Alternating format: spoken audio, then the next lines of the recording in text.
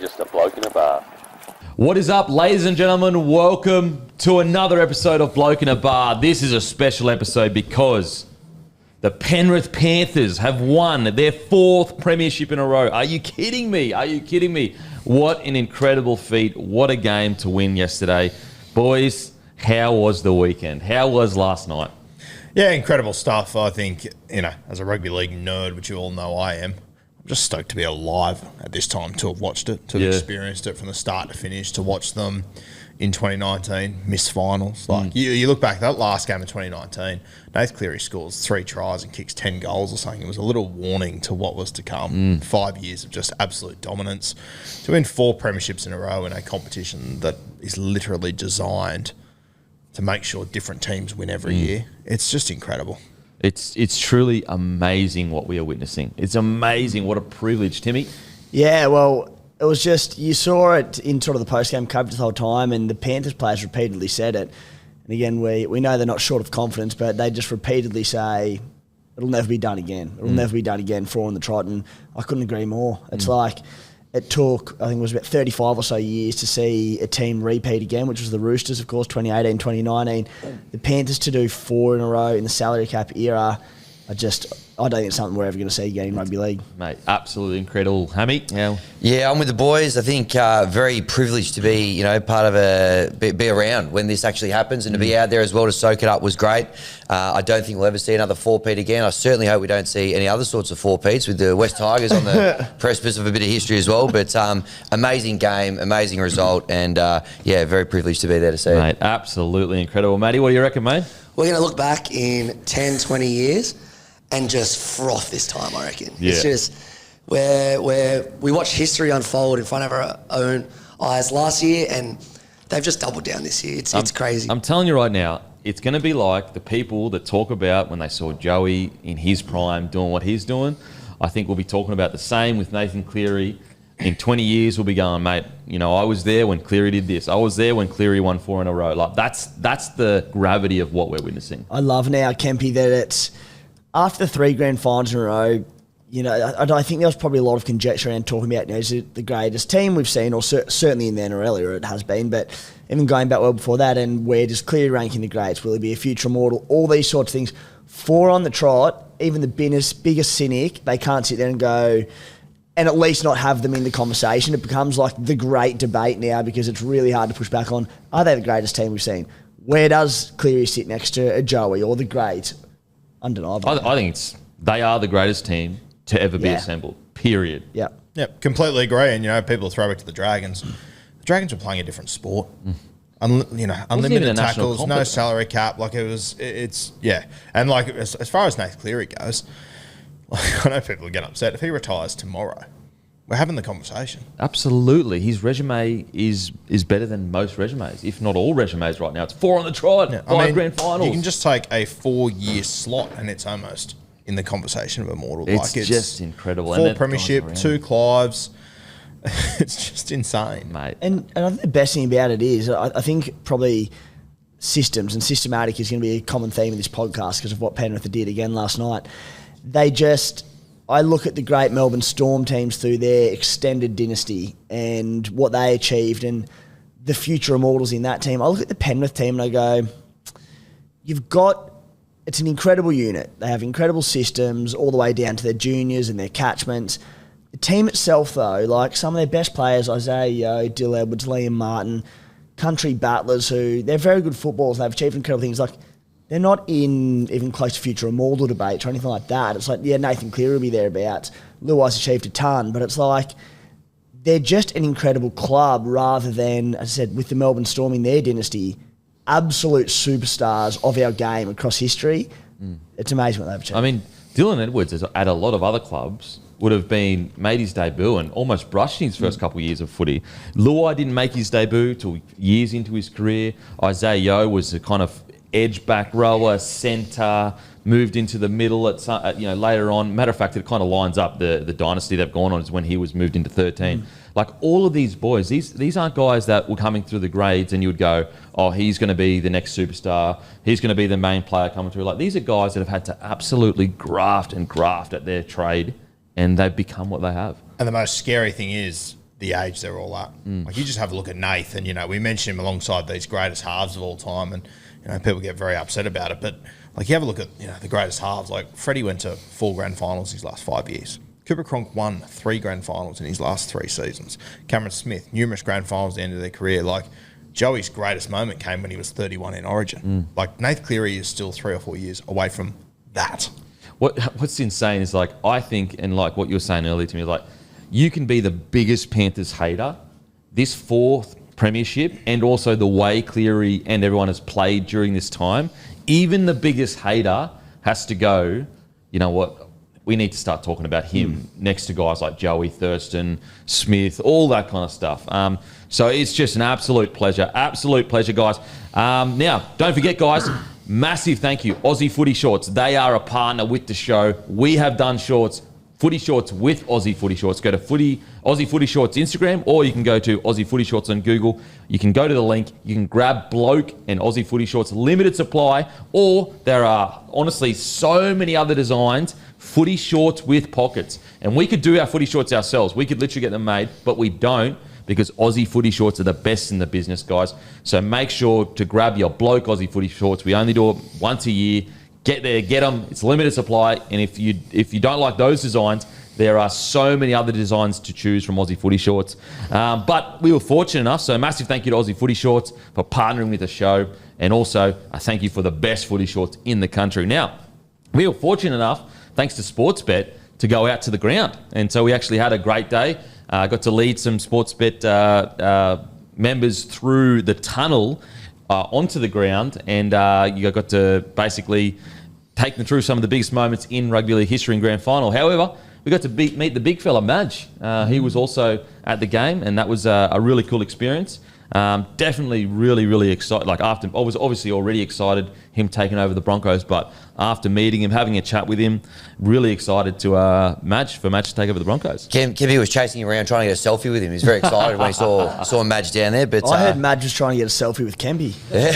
Mate, I heard that too. Mate, he was great, wasn't he? Yeah, Real really man good. of the people, getting around everybody. Obviously, he was pretty excited, but he has some great insights into, like, he's just missing the kind of week-to-week camaraderie and stuff that you get with being a club coach, and I think that seemed like it was going to be I'll tell you what, one insight I hope he doesn't mind telling. I won't go into full detail, but he was talking about, as a head coach of New South Wales, and the tiny details that you have to take note of.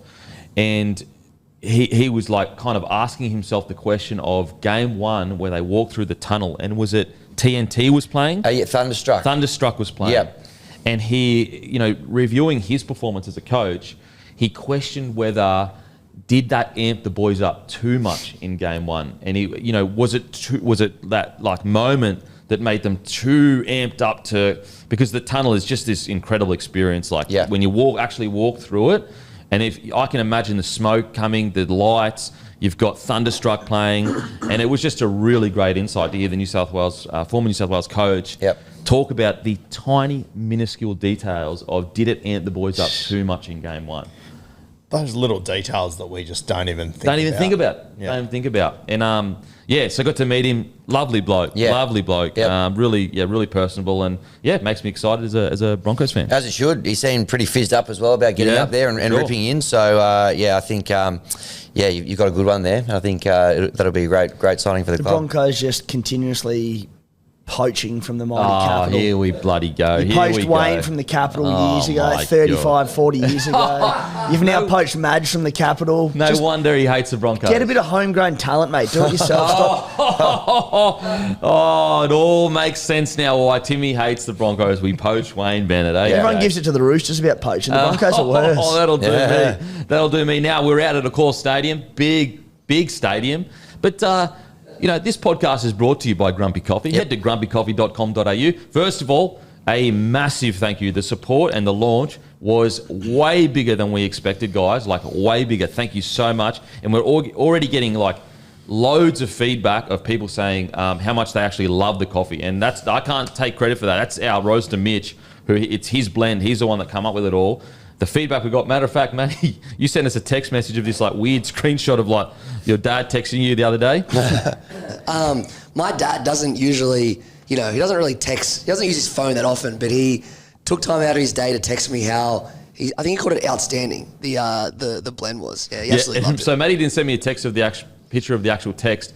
He sent me a screenshot of the text coming in at the top of the screen, and it just said, "This coffee is bloody good." Yeah, it was because I was trying to bet on the state championship, so I was trying to do two things at the same time. Oh, well, there you go. Now, but you're out at Accor Stadium. I was. And it brought to you by Grumpy Coffee. Yep. You were pretty grumpy leaving. I was grumpy. Hey, great game. Great to witness history, but just leaving the ground, the commute out of Accor Stadium made me very grumpy. And it's not the first time that it's made me very grumpy. I just think we can do a little bit better than the big congested train station.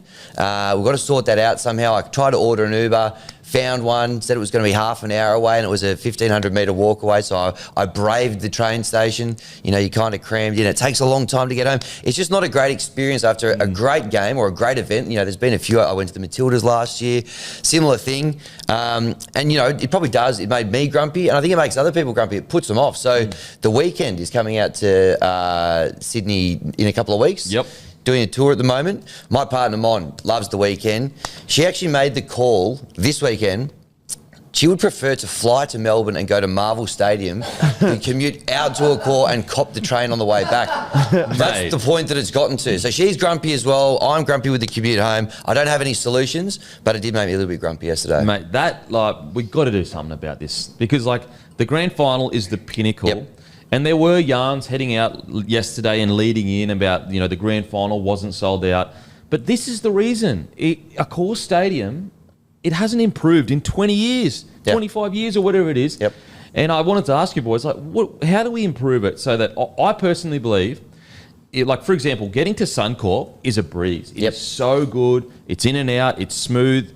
And so I personally believe if Accor Stadium was easy to get out to and easy to leave, we'd be selling it out in a heartbeat. Now, there were still 80,000 people there. So the people that were these crazy headlines are like, there's heaps of seats. There were still 80,000 people there. Yep. But I just think that it's not a good look for the game if we aren't selling out our grand final. And I think that's a big reason. Yep. I really think that's a big reason. Completely agree. I hate going out there. Oh, I absolutely hate it. And getting home's a nightmare. And as you said, mate, every time we go to Magic Round, I know that's a unique experience, but so it's the grand final. Leaving Suncorp Stadium is the time of your life. it's easy. But it's fun as well. Yeah. You have a great time. Yeah. It's great. Whereas when you leave, and the other thing about the grand final is too, and this is one of my big pet peeves with it, I've been to probably 10, maybe 15 grand finals. Because by the time you hit midnight, it's a public holiday. Everything's closed. It takes you forever to get out of here. And then you also can't go anywhere. Yeah, true. It's a nightmare. Yeah, I just don't understand how it hasn't been improved in all this time. And so I think the grand final is actually up for sale 2026. Well, I saw an article maybe even, was it next year? Even PVL was saying it could go to Melbourne. Next year. Yeah. And I think we need to factor this in because seriously, I think it's a big reason why people don't go. Timmy, what are your thoughts, mate? Yeah, it's a pain in the arse that trying to get on the way there is all fine, especially when you're all G'd up and it's early in the day or night. But after the game, pardon me, it's awful getting out of there. I think there's some new metro constructions going on, but they might not be for about another 7 or 8 years until that lobs. It's they're projected for 5 years. They'll take 15. Yeah, so getting home from the Tigers premiership will be a breeze. Mate, they got to fix it. They got to fix it.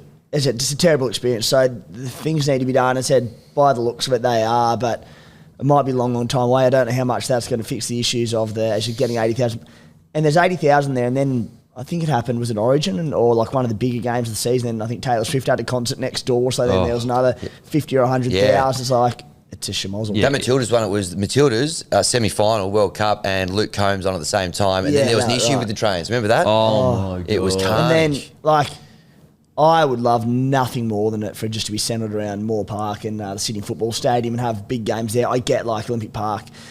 For grand finals, that you can get an extra 40-odd, 30-odd thousand in. So I do understand it for the big ones. But of course, the New South Wales government pumps so much money into it to have the rights to have it at Olympic Park. But as a fan, it's... Money aside, imagine if we put Origin at Allianz, it'd be like our Suncorp.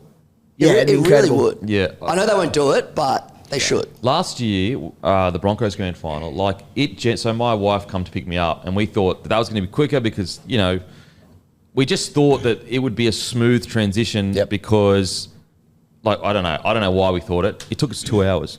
Had a baby in the back crying his head off. Like, it was an absolute nightmare where I was like... You all right? Yeah. Oh, You would have been crying exactly. yourself. Both of us were crying our heads off. So they got to fix it.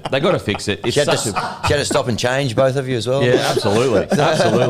And it is just a nightmare. And also, they don't hire enough people to get... Like, there was one guy handling all the traffic. It is just a nightmare. So that makes me bloody grumpy too, mate. That makes me bloody grumpy too. But I'll tell you what turned my frown upside down. It was watching greatness happen. Yep. So that's brought to you by Grumpy Coffee. Head to grumpycoffee.com.au. Grab your Grumpy Coffee. Turn your frown upside down. And don't be grumpy like us after Accor Stadium. Now, boys, don't forget, huge review. Guys, the season review is next Monday, dropping at 3 p.m. across all platforms. We will be, as you guys know, it's a mammoth session. Not only is it going to be the season review, we're doing something special this year.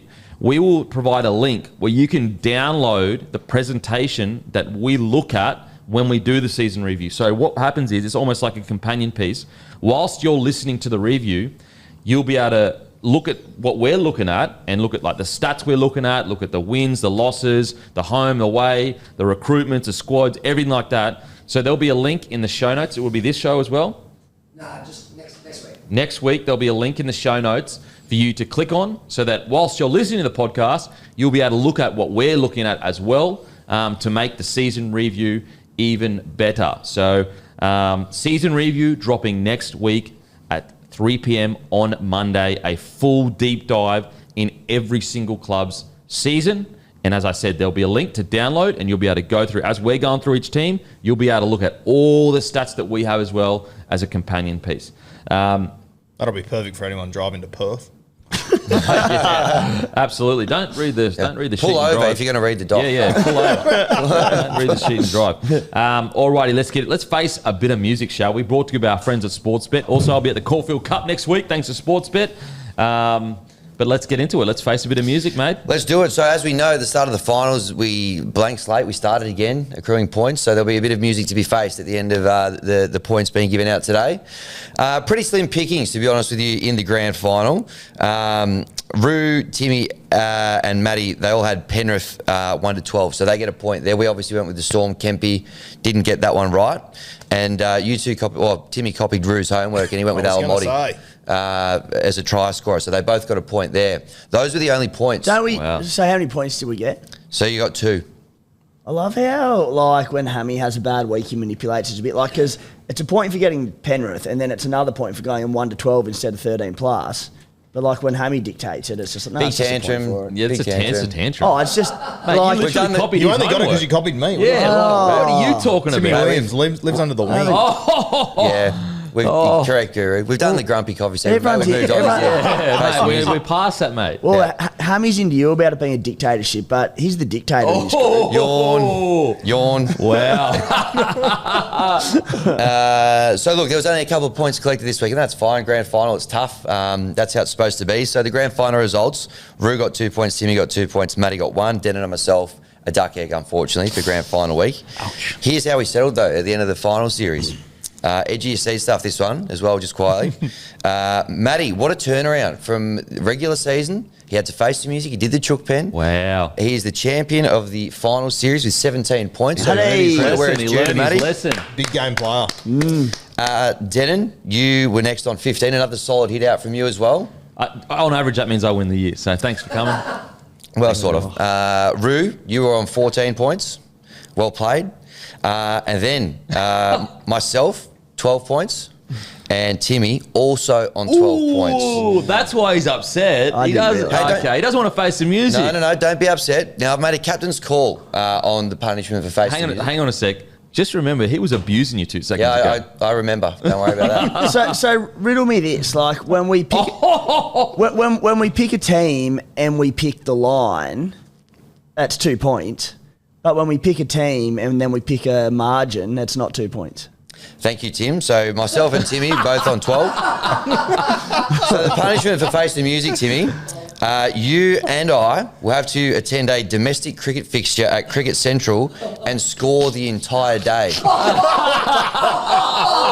Now you can either choose Sheffield Shield or one day domestic, but I think probably the best one will probably be New South Wales versus the Bulls on November 1. It's a Friday, so that'll be us facing the music together for the final series. You like cricket, mate? Mate, there are people that would jump off a cliff having to do that. I can't wait. He still take care of you. He's taking care of you. I take everything I said back, Hammy. I take everything I said back. Think of all the people we're going to get to see. Obviously, Usman Khawaja, we're letting into a series. Moises Honorix. Yeah. Jack Nisbet's just come across from South Australia I'm excited as well. about that. Jack That's Nisbet exciting. in the flesh. It's going to be a great day there, mate. Can we do a Shield game and do all 4 days?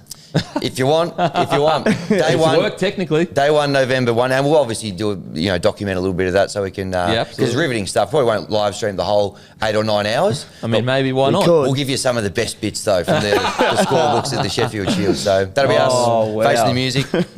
Now, did you ever get a chance to just go back over and correctly score, giving Roo a team, or you didn't get a chance to do that? No, I haven't done You're that. probably going to need a whole off season to do it. Yeah, I will. I'll probably need Matty to spit out one of those documents like he's going to give us for the review show as well. It'll be pretty dense. Pretty dense stuff. So I think it's official. I basically won the year on average. Sure, mate. Yeah. Oh, there you have it. Face the Music brought to you by our friends over at Sportsbet. Give us a follow on the feed and obviously stay tuned. We've got some big plans for the off-season. It's not even an off-season. Yep. We've got Caulfield Cup. We've got some tipping, some racing stuff planned. Well, as discussed, this is actually a cricket podcast. This is just the off-season for cricket. So you're about to really get into your work. Absolutely. That was the off-season, guys. The whole footy season you just witnessed was actually our off-season. Building into this. Everyone keeps going, oh, you're going to enjoy the off-season. What are you talking about? That was almost a pre-season for me. Yeah. Just try to keep Kempy away from Cricket Central out there. But we have some really big plans with Sportsbet in regards to content, guys, that you're going to really enjoy. So stay tuned for that, obviously. Yep. Massive thank you. Give us a follow on the feed. Really do appreciate it. And, I actually had on the feed, I did have...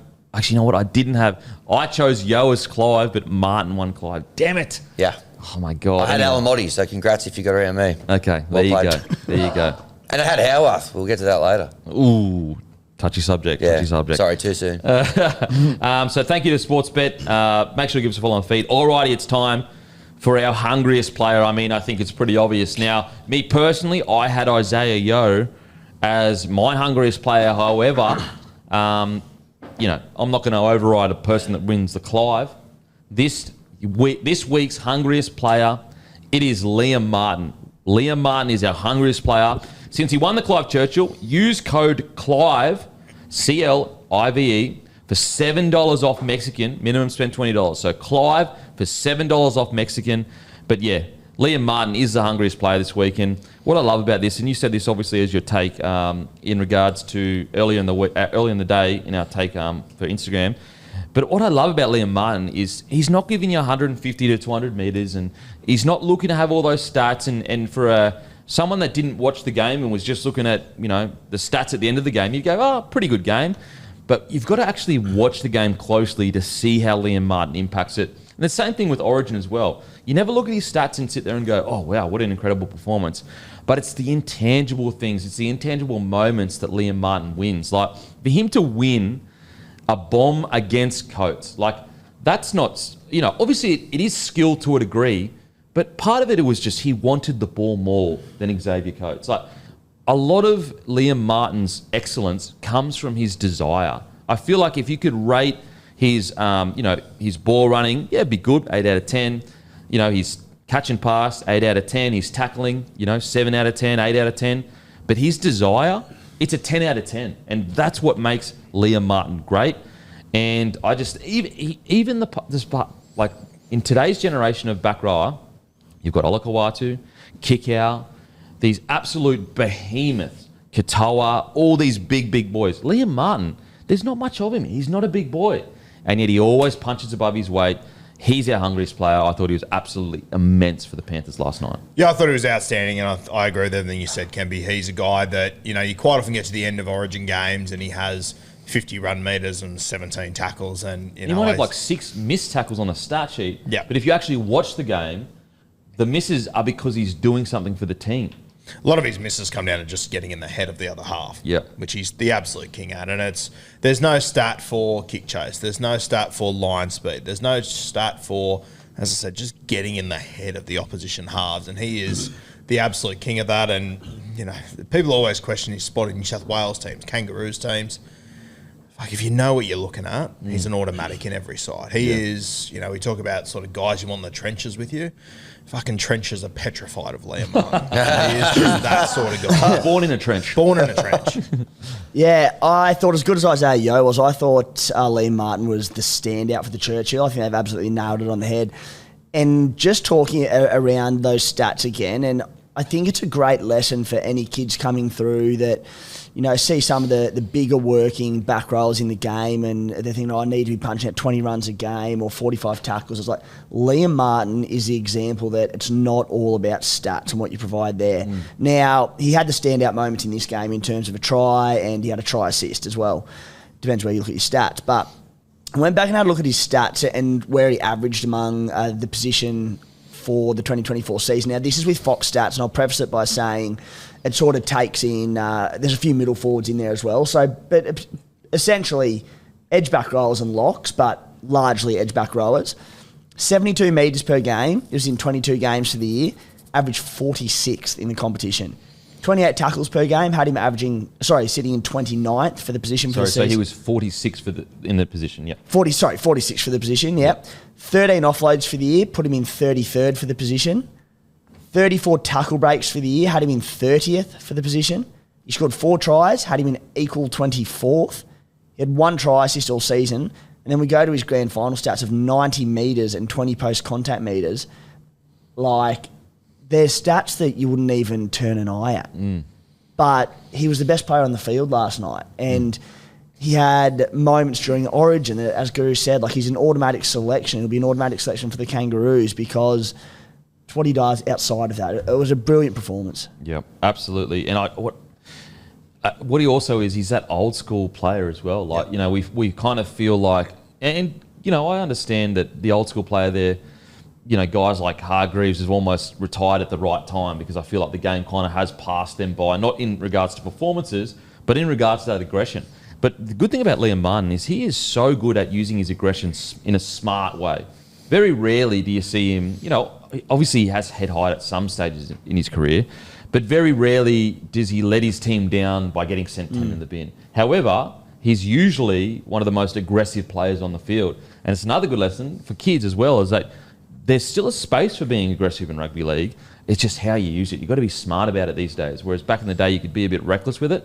And even little things, and just like you said, just like the kick chase early on, the pressure that he put on Ryan Papenhuyzen, the pressure that he put on, I think it was it Warbrick on that left side or Coates? No, it was Coates. Yeah, Coates.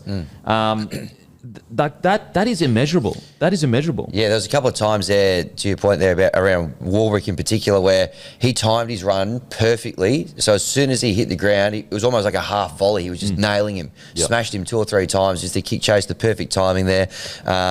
Just channeling that aggression really well and getting the Panthers on the front foot. But he was outstanding. You're right. All those little things you can't measure, just the energy, and he's always knew where the action is, and probably the try was the little cherry on top that might have got him across the line, but he was outstanding. It's obviously something you can talk about more, Kimmy, but I would imagine as a winger, when you're just going up against Liam Martin, you just know as soon as your feet touch the ground, he's gonna nail me every fucking time. Yeah, absolutely. And as a winger, it's a special skill to, when you're playing most back rowers, you don't even have to think about that. You're almost like, all right, I'm going for a catch, don't have to worry about it. But Liam Martin, you would have done a bunch of video, and a lot of drops you see is because wingers are thinking about that contact rather than just concentrating on the ball. Like the Xavier Coates one, it went back and Munster dived on it. He got lucky. But at training, he catches that 10 times out of 10. It's end over end. It's in the breadbasket. It's not a floater. But because of the pressure that Liam Martin is even just almost, he's putting pressure just thinking about him being there, even if he doesn't know he's actually doing the kick chase. You know what I mean? Yeah. Just knowing that Liam Martin does do kick chases like that makes wingers think, oh shit, he might be doing a kick chase like that. And granted, he actually did end up landing, I think, on Pappy as well, where he just, boom, nailed him. But yeah, it's all effort. It's that old school back rower. You know, a lot of coaches, when they're going to recruit players, they'll look for the guys that look like Kickow and go, oh, he's my man. But the Panthers have said, no, we don't. You know, we lost Kickow. Liam Martin's a guy we've kept all this time, and I understand that's probably because Kickow demanded more on the open market. However, Martin's the one winning a Clive Churchill, which is incredible. You know what I love most about him, and as we said, like his kick chase is incredible. He's hammering those wingers. I love that every time after he does it, he gets into first marker, and he never takes the short side. Oh, yeah. He always wants the open side to put on that next shot. Yeah. And he's the definition of, like, again, I mentioned the systematic nature of their outfit, and every player just does their role, and it's every time they're coming out of their own end, they make good meters, they land on halfway or like the opposition 40, Cleary puts the bomb up to the left winger, and because he knows Martin, as what you boys just said, just times it to perfection. He chops them straight away. They have no momentum, and I know, Kempy, later on you're going to get to the back three and their impact on this game and the massive difference there, but they had no opportunity to sort of make any decent meters out of yardage because of that, and it was Martin there going bang, bang, bang. The timing was perfect every single time. Yeah, and if you can win that first contact, it slows the whole set down. So that's his job. His job, like we always talk about Toto starting the set really well. In attack, so when Toto gets the ball, they're attacking. What about Martin's job in defence, in stopping the set from starting well? So if he wins the first contact of that tackle, he gets an extra 3 seconds for everyone to get set and get ready for that second tackle. And we'll get into it in the game review of how important that is, because it's genuinely, I believe it's make or break, because the start of your sets are everything. If you start your set slow, like that was the problem with the Storm, they barely got an opportunity because the Panthers just smothered them. But we'll get to that eventually. But Liam Martin, incredible performance. Let's get to Beak's Bag. Don't forget, guys, leave your question in the YouTube comment section. Like and subscribe as well. Make sure to subscribe to us on YouTube or subscribe to us on Apple and Spotify. Leave us a nice review on Apple and Spotify. It really does help the podcast. But leave your comment for Beak's Bag, and each week we pick one question to answer, and we give that person a $50 bloke gift voucher. This week's question for Beak's Bag is Nathan Dodds at 5094. Nathan, email matt@blokeinabar.com to claim your $50 voucher. Out of the 16 clubs outside the Storm, which ones, if any, would currently not have a crack at Craig Bellamy if he came on the market? It's a pretty bloody good question because, I think there are some people that go, for example, the Bulldogs, like fans will probably go, Serraldo, look what he's done this year. But if I'm being honest, I think every single club, except for the Penrith Panthers, would go for Craig Bellamy if he came on the market. I'd potentially put up an argument for the South Sydney Rabbitohs as well with Wayne Bennett. I personally still think they'd go Bellamy. I think Wayne's more suited to the squad they've got right now, personally. Yep. But it's Ivan, Daylight, then Wayne for me. Yep. Okay. That's the only ones I could probably see. Yeah, I mean, Panthers obviously wouldn't. The Bunnies wouldn't. They've got Wayne Bennett, who's got one of the best resumes and arguably the greatest coach that's ever done it. So the Bunnies wouldn't go near him right now. See, I reckon they would, because with Wayne, he's only going to be there for 2 or 3 years. Bellyache could be there for another 5 to 10. As let's say he came in the open market and then they have conversation to say what you'd succeed Wayne in 2 years or something. No, I mean, right now, obviously they wouldn't sack Wayne because they just signed him. But let's say before they signed Wayne, Bellyache and Wayne were on the market. I reckon they go Bellyache for sure. Oh, before they sign Wayne? Yep. Sure. Mate, even, you know what? It's a tough question because there are actually other clubs that just wouldn't sack their coach. Well, the Broncos have just signed Madge Maguire, so they're not. If Bellamy goes open, they're not going to get rid of Madge. So it's a bit of a hard question then. Yeah, it's tricky. In saying that, if Brisbane did, you'd be like, okay, I get it. We'll put it this way. I guess let's imagine a world where each club has the choice between Bellamy and another coach, I guess. And I reckon South would choose Bellyache over Wayne if they were both on the open market. What do you reckon, Matty? Sorry. At this exact point, I reckon they'd stick with Bellamy. Stick with Wayne. But let's imagine if they're both on the open market and they haven't signed him yet. It's so hard. They wouldn't. I agree with you though. They wouldn't sack Wayne right now. They wouldn't sack Wayne. And to be honest, I don't think Broncos would sack Madge right now either, just because of how that'd be a pretty disgraceful look. Yep. Oh, I actually don't know. If I had gun to head, I'd probably say Wayne, just because he got us to a grand final in his last game for South. But jeez, I think tough. Wayne's proven that he can walk into a club and change it overnight. I think South Sydney are in a spot where Cody Walker's getting older. They've got guys that will be moving on. I think their premiership window's open now, and I think Wayne would be the choice. See, I think that the Rabbitohs would go, we don't want to be left in the same spot as we were left when Wayne left last time. And Bellyache can be here for at least another 5 years. And so I reckon that when you look, if you were to say Wayne and Bellyache both are just on 2-year deals, then you could consider leaning towards Wayne because he has an ability to just get quick success, and we just don't know whether Bellyache would need time to build the foundation. But I just reckon that the worry that the Rabbitohs have is when Wayne leaves after his deal's done this time, are they in the same boat as before? Whereas I think Bellyache could stay longer. But if they're on the same deal for 2 years, I could understand them going Wayne. Yeah, and I think South Sydney are well aware that in 2 years they're probably still going to have issues to sort out 100%. So I get where you're coming from, but I think Wayne... I personally think Wayne can win a comp with them next year. I reckon he's every chance to. Yeah. Okay. What do you reckon? Yeah, I think. I can't really see any of those teams really making a play for him. To be honest with you, there's one team I was going to throw into the mix that I was like, I don't reckon these guys would budge either, and they probably could do with going for someone like Craig Bellamy. Is the Raiders? I feel like Ricky's so loved down there that I can't really see them moving on from him. Really? Should they move on? Well, if Craig Bellamy's available, should they? Yes. But I reckon, I don't know what you reckon, Timmy, but I get the sense that they've just extended him again. They love him down there. He really has built a bit of a DNA there. What do you reckon? Oh, I think if the Raiders get Craig Bellamy, they should. It's no knock on anything. I'm more than happy to have Ricky Stewart still there long term. More than happy, but Craig Bellamy's just something absolutely special that's been the best. I mean, Ivan Cleary's probably in the running now, but I was going to say, let's say the best coach over the last 20 years. But the other thing about Craig Bellamy is he also has Canberra's blood in him. Yes, he's won a premiership there, so it's not like you're bringing an outsider in. I think Bellyache to the Raiders would be unbelievable. I feel like Ricky's held in such a regard, at the club and in that town.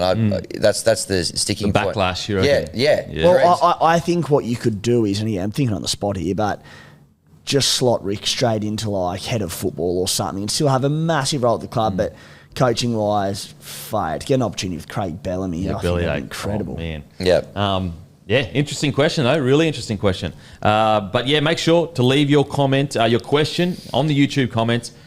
We read them all, guys, and we pick one each week, and we'll give you a gift voucher. Now, time for our Good Day segment, brought to you by Good Day, the multivitamin. We were literally talking before how we've been both taking, me and Hammy, we've been taking Good Day for quite a while. Yep. And it genuinely, if you get sick, it just bounces off you. Cook maybe for one day, and then you're good to go. As long as you're taking this build up for a while, that's how good Day is, guys. Correct. I went away last week down to Melbourne and forgot to pack it, and I got a little bit rattled with a bit of illness, but I've been having it since start of the year. I've been taking it religiously, and it does make a big difference. Yep, and use code BLOKE for 20% off your order, begoodhealth.com.au. But, I mean, who had a good day? Are you serious? The Penrith Panthers had a good day. Holy heckers. I mean, an incredible performance from the Penrith Panthers. They won a premiership. It's the best day. Brought to you by Good Day. Head to the website, guys, and grab some Good Days. Use code BLOKE for 20% off your order. Let's get into it, shall we? The Panthers win the grand final. I mean, what a performance. And you know what I find, it sounds a bit... It was a really great performance, but I actually don't think Penrith played to their best ability this year compared to some of the other years. But I just think that they are so much better than everyone else and so much fitter and stronger, and their defence is so much better. I think their defence in this final series has been absolutely phenomenal. That's what got them across the line. I think their defence and ability to control possession, they ended up with 56% possession in this game. Look, even when in attack they weren't as fluent as we have seen them in years past, they were still so dominant, so in control, so much so that I even messaged you. I thought they were going to run away with it in the second half. And this has come from a guy that, I thought Storm might just have enough to beat them. But they are just too fit, too strong, too dedicated to the cause. And I will get to specifics, but we'll just get each of our takes overall. I thought that the Penrith Panthers, their commitment to each other, even when they're not at their absolute peak, is something to behold. It's one of the greatest I've ever seen in rugby league, period. On the Storm side, when it comes to overviews, I thought they really let themselves down. They ended up having 12 errors, which is actually an error more than the Broncos last year. I thought the Storm did really well to hang in the match, but I felt like Penrith Panthers were absolutely, yes, there were some, I guess, controversial-ish calls. However, I don't think that would have changed the outcome of the match. I think Penrith Panthers, for most of this game, were clearly the better side, in my opinion. We just get this annual reminder every October that the best defensive team wins comps. Yeah. Like, we get it every single year. And to be honest with you, like, I said to you, like, last Sunday night, like, when the grand final odds came out, I couldn't believe it. I could not fathom how the best defensive team, who has done a job year in, year out, weren't the favourites. I almost feel sorry for the Melbourne Storm because, they played very well in their first two finals games this year. And with all due respect to the Sharkies and the Roosters, you can't prepare for a Panthers grand final. There's no like for like that can get you mentally prepared for it. The pace of that game in the first 40 minutes, I feel like saying it's Origin. Like, it was faster than some Origins I've seen. Well, so in the first 35 and a half minutes, the ball was in play 33 minutes. That's insane. That is Craziness. Absolutely insane. You could see, like, the Melbourne Storm forward pack, they were just out on their feet. And full credit to Melbourne. How on earth they hung in that game? Because I didn't think they actually played that well in attack, but I agree with you, mate. How they hung in that game was incredible. If Penrith were playing any other side in this competition, including the Roosters and the Sharks, they beat them by 40. Yeah, I agree. They absolutely demolished them. Yeah, I think the one thing that sort of reinforces the speed of that game, I mean, aside that stat that came up was unbelievable, Kempy, the amount of ball in play. But mostly Leota. So talking about the speed of the game in that opening period, week 3 of the finals, Leota's first stint, he went off in the 23rd minute. Week 1 of finals, he went off in the 24th minute. Played Melbourne twice this season, both losses. Went off late in the season, that was in the 29th minute, his first stint. Back in round 1, they got done 8-0. 25th minute of the game he went off. He went off in the 16th minute last night. Wow.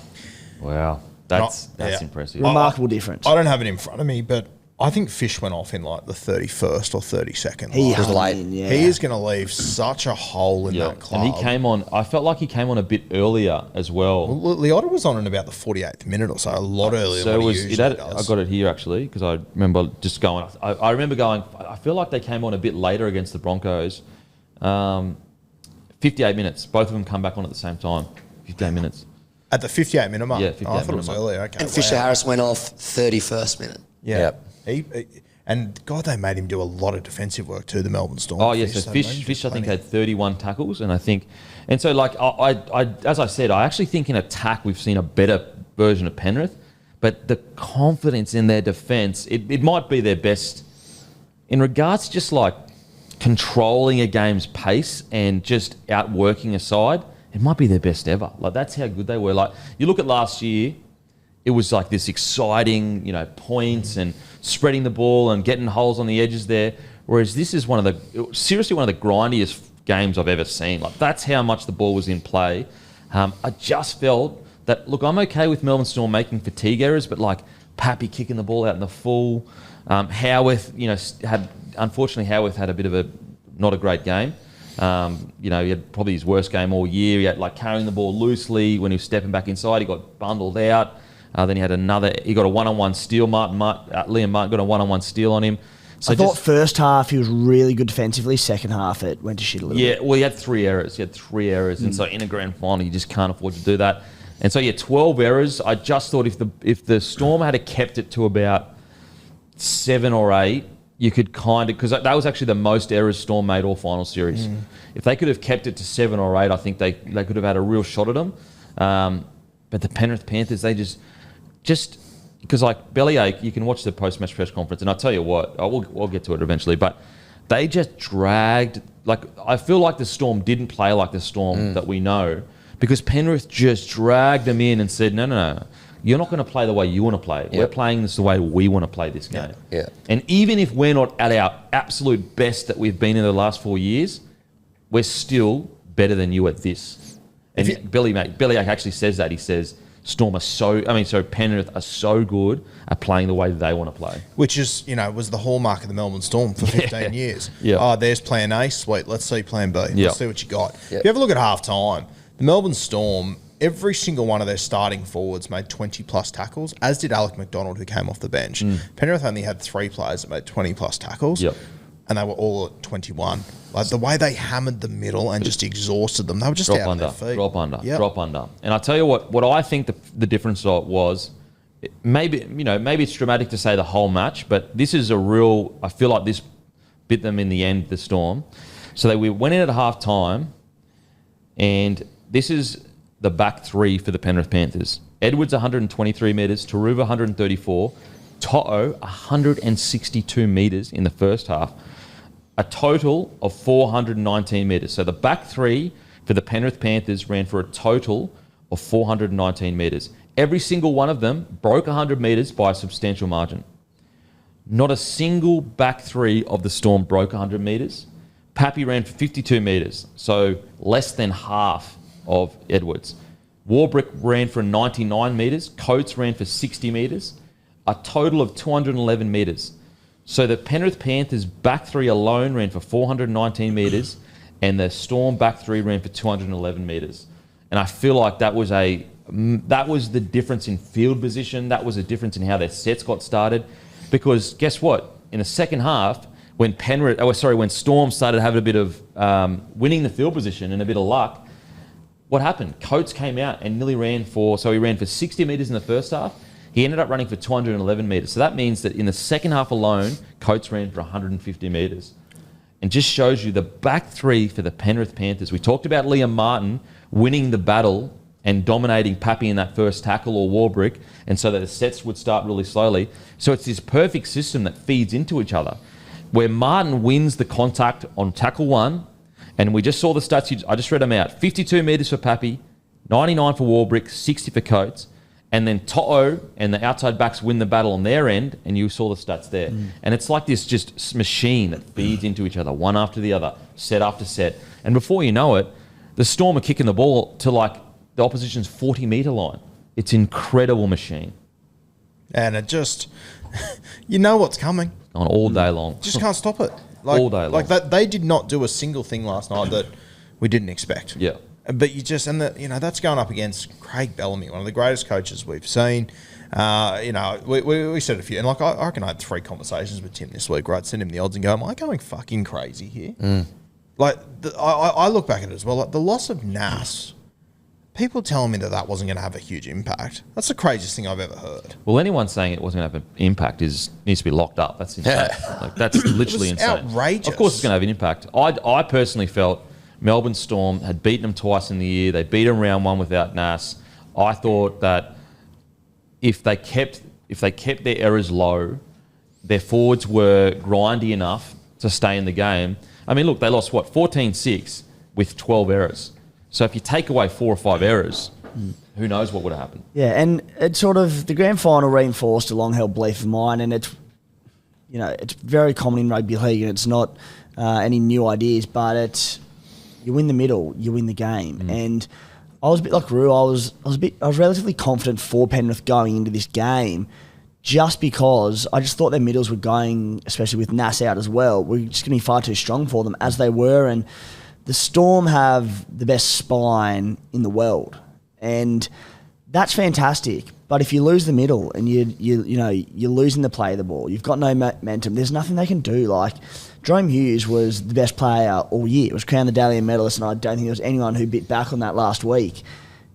He was essentially unsighted in this game because they lost the middle. There was no ruck speed to play off the back of. Harry Grant scored an outstanding try off the back of a really quick play of the ball from Sean Bloor, and he took off. There's a scattered marker, and they went straight through. But outside of that, there were no opportunities for these blokes. And this world-class spine They were made to look extremely quiet. It's Well, when you, as I said, like when you're coming into a game, you cannot afford to have 12 errors and give the Penrith Panthers more possession because, like, there's no way you're beating the Penrith Panthers if they have more possession because they're just so good at squeezing you out of contests. And that's what I was quite surprised at the Storm. I couldn't believe they went into such a big game and had that many errors that were very just silly errors. Like they could have easily not had them. But who knows? Maybe it's the Penrith Panthers just in grand final games. They just know how to make those. They force people to make those errors. Maybe. I mean, the kicking out in the full is not a forced error. But yeah, look, let's get to the Penrith Panthers first, and then we'll get to the Storm.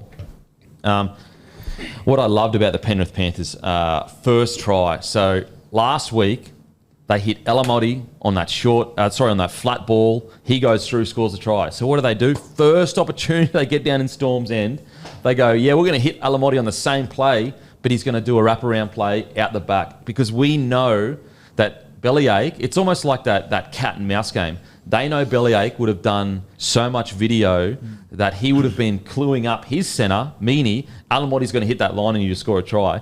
So then the Penrith Panthers would have gone, we know Bellyache is such a good coach, let's do a play that almost looks like it's going to be what he thinks it's going to be, and then we go out the back. Alamotti doesn't... I mean, how good was Alamotti on the night? We'll get to him, but how good was he? Far out. He does the wraparound play. They score in the corner. Like, that's tactical masterclass from the Penrith Panthers.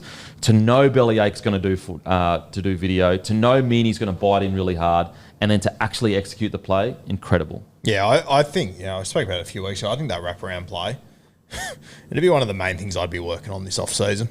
If you can get it right, because you look at when Paul Alamoti gets the ball, he gets the outside defenders to bite on him, and it just creates the exact same situation as a block play, except you can't manipulate the rules to suit it when you're defending. I reckon the good coaches will spend a lot of time on it this off-season. Funnily enough, as we'd spoken about earlier, it has been the Storm and Eli Katoa and Ryan Pappenhausen who have had so much success off the back of that wraparound this season. And we broke down that play, Kempy, last week, and it was going. They isolated Nico Hines and Talico. Yeah, and there was about 3 or 4 different ways they could have scored there, taking different options.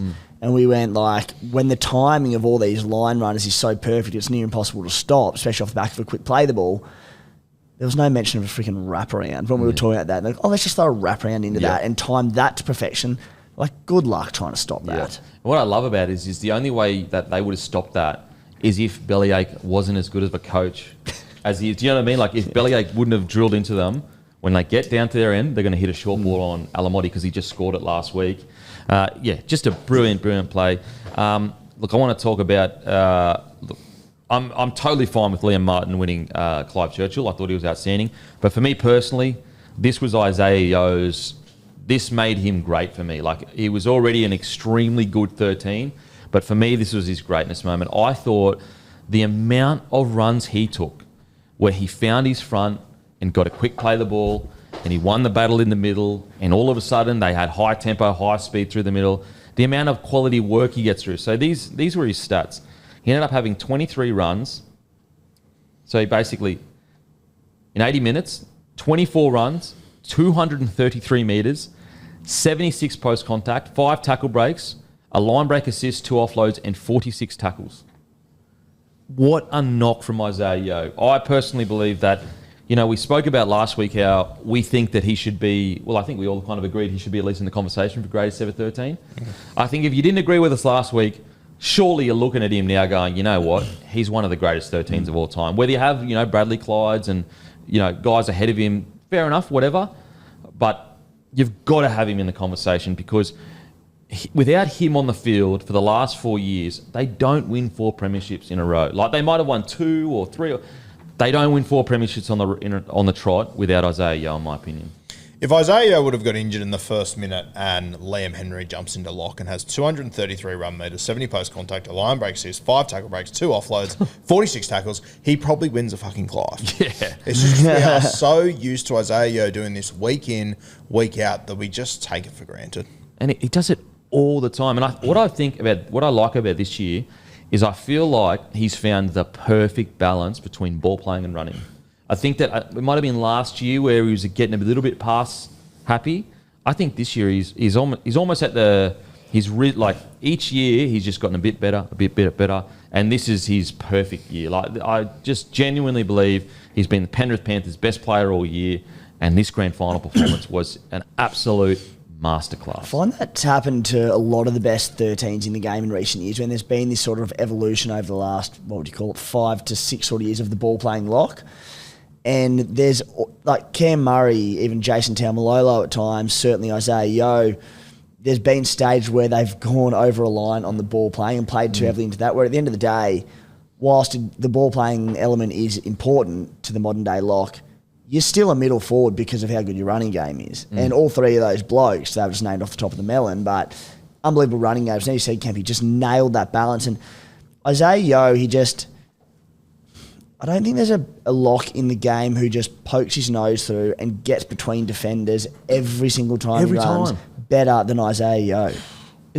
And like every time he runs, it's like, I feel like the defence, they're set, but they don't identify, like, I feel like if there was a 13, like a Paddy Carrigan that like looks a little bit more explosive or whatever, the defence are almost like more aware of him. But like, surely you've watched enough video on Isaiah Yeo to when he gets the ball, make sure you win the contact. And it very rarely, like I'm trying to think of a time where you see him get put in his back. Like how often does he win the contact? Or even if he doesn't win the contact, he'll somehow, some way spin out of it and find his front. Like his ability, and he's not even, it's not like he's that big of a, like he is a quite a big lad for normal people, but for NRL players, like he's not a huge guy.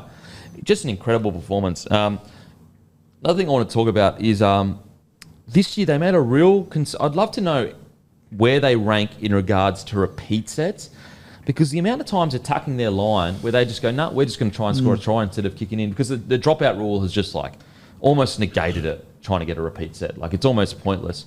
But for example, that try where Jerome Luai, I'm pretty sure it was a fifth, gets the ball, spins it all the way to Cleary, and then Cleary just hits Liam Martin on that short play. Like, I wonder whether teams are going to start going, let's just not even bother with repeat sets, because, the Penrith Panthers seem to, every time they get down there, they just go, I know they have got repeat sets. There's been times where they've, wanted to build pressure, but certain games they go into, for example, I don't feel like they were even trying to get repeat sets on the weekend. Mate, I've been sitting here for weeks, and you listen to commentators when you get a forced dropout. Well done, building pressure. You're not building any pressure anymore. The rules change. There's no point doing it. All you're doing is risking giving away a 7-tackle set. Yeah. Turn the ball over a metre out in a corner, umbrella your defence, and just keep them there. It's a better way to do it. And also, Penrith go balls in play still. There's no stoppage. They don't get to just walk back into the middle and drop it out. Yeah. We're going to make sure the ball stays in play. It's going to be really interesting to see how many teams are willing or brave enough, because that's a brave thing.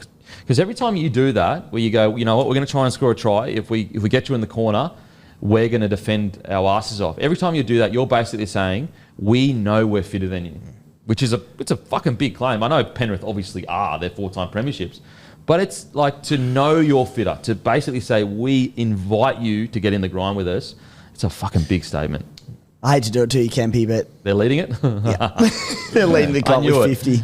I knew it. But on the last night, I didn't see them going for repeat sets. No, definitely not. I didn't see them going for repeat sets. There was the Tungo one was exceptional. Under pressure, just puts on the toe, rolls him behind the line. But no, it wasn't. They were happy to attack with the ball last night. And the one you spoke about there, the Luai back to Cleary and then to Martin.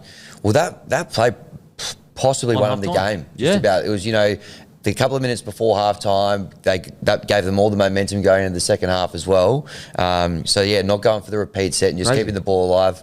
Probably remember the World Club Challenge where they just refused to go for repeat set. Not the last at all. And so I'd wonder whether, if I'm being honest, I think they lead that because they got the best kicker in the fucking competition, or maybe ever.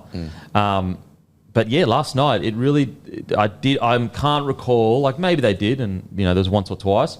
But I can't recall Cleary or Luai actively trying to roll the ball in. Well, even the other one, Kempy's, and this is gut-based, so stats might tell a different story, but I feel like we always used to see Nathan Cleary from 40 out punch it into the in-goal, and he's kicking them so good, he'd just sit it there.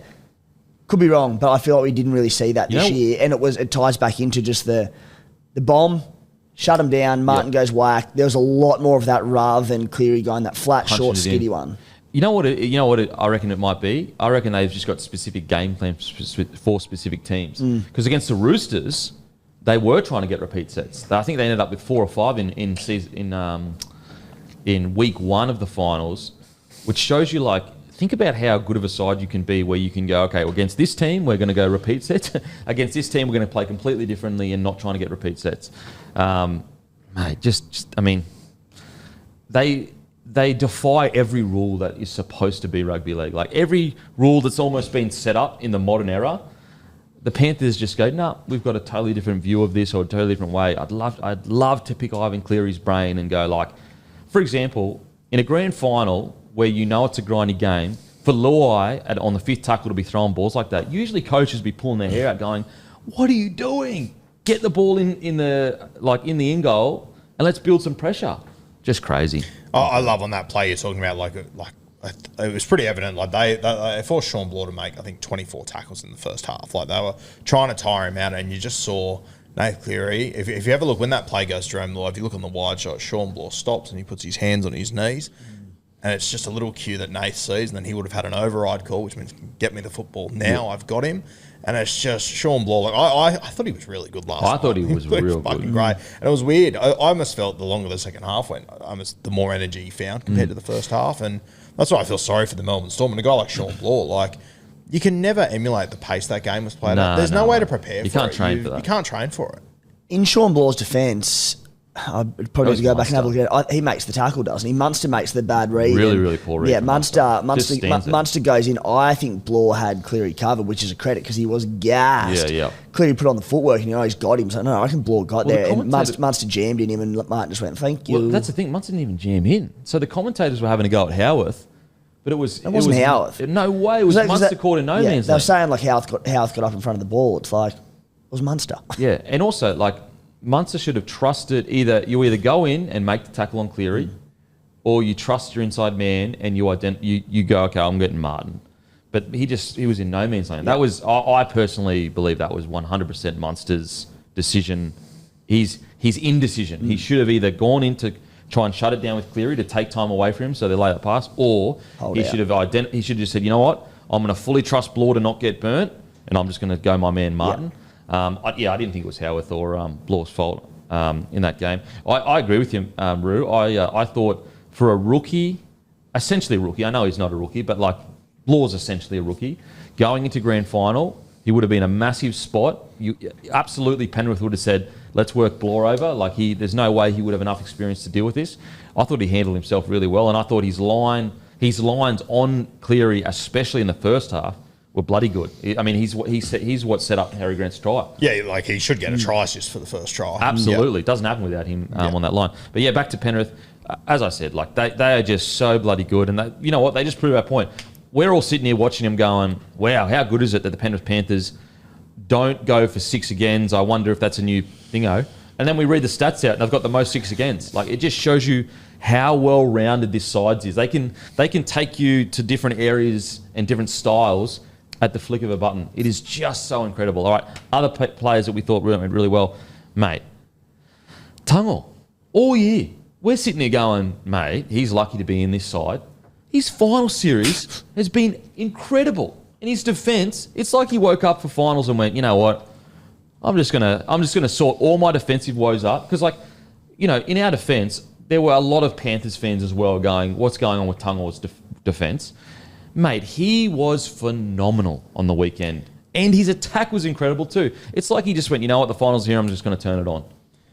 Mate, you just said it's like he woke up and just said, I'll sort it out. He fucking did wake up 3 weeks ago. All they've done in the last 4 weeks, they've played 3 of the top 4 sides. He's missed 4 tackles across those 3 weeks. And how many tackles has he made? He made 37 last night. 59 and missed 4. Fuck. And centre. Mate, there was games where he was missing 6 tackles.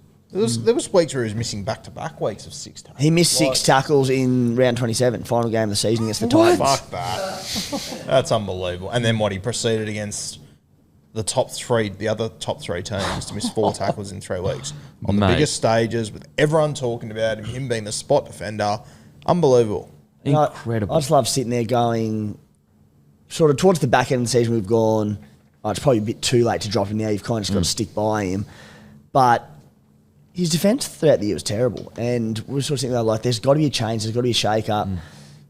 And just the belief that Ivan Cleary had him, it's like, when it matters, he'll get it right. Yeah. And he was incredible. Even like the back end of the game, I think it was 14-6 at the time, 10 to go.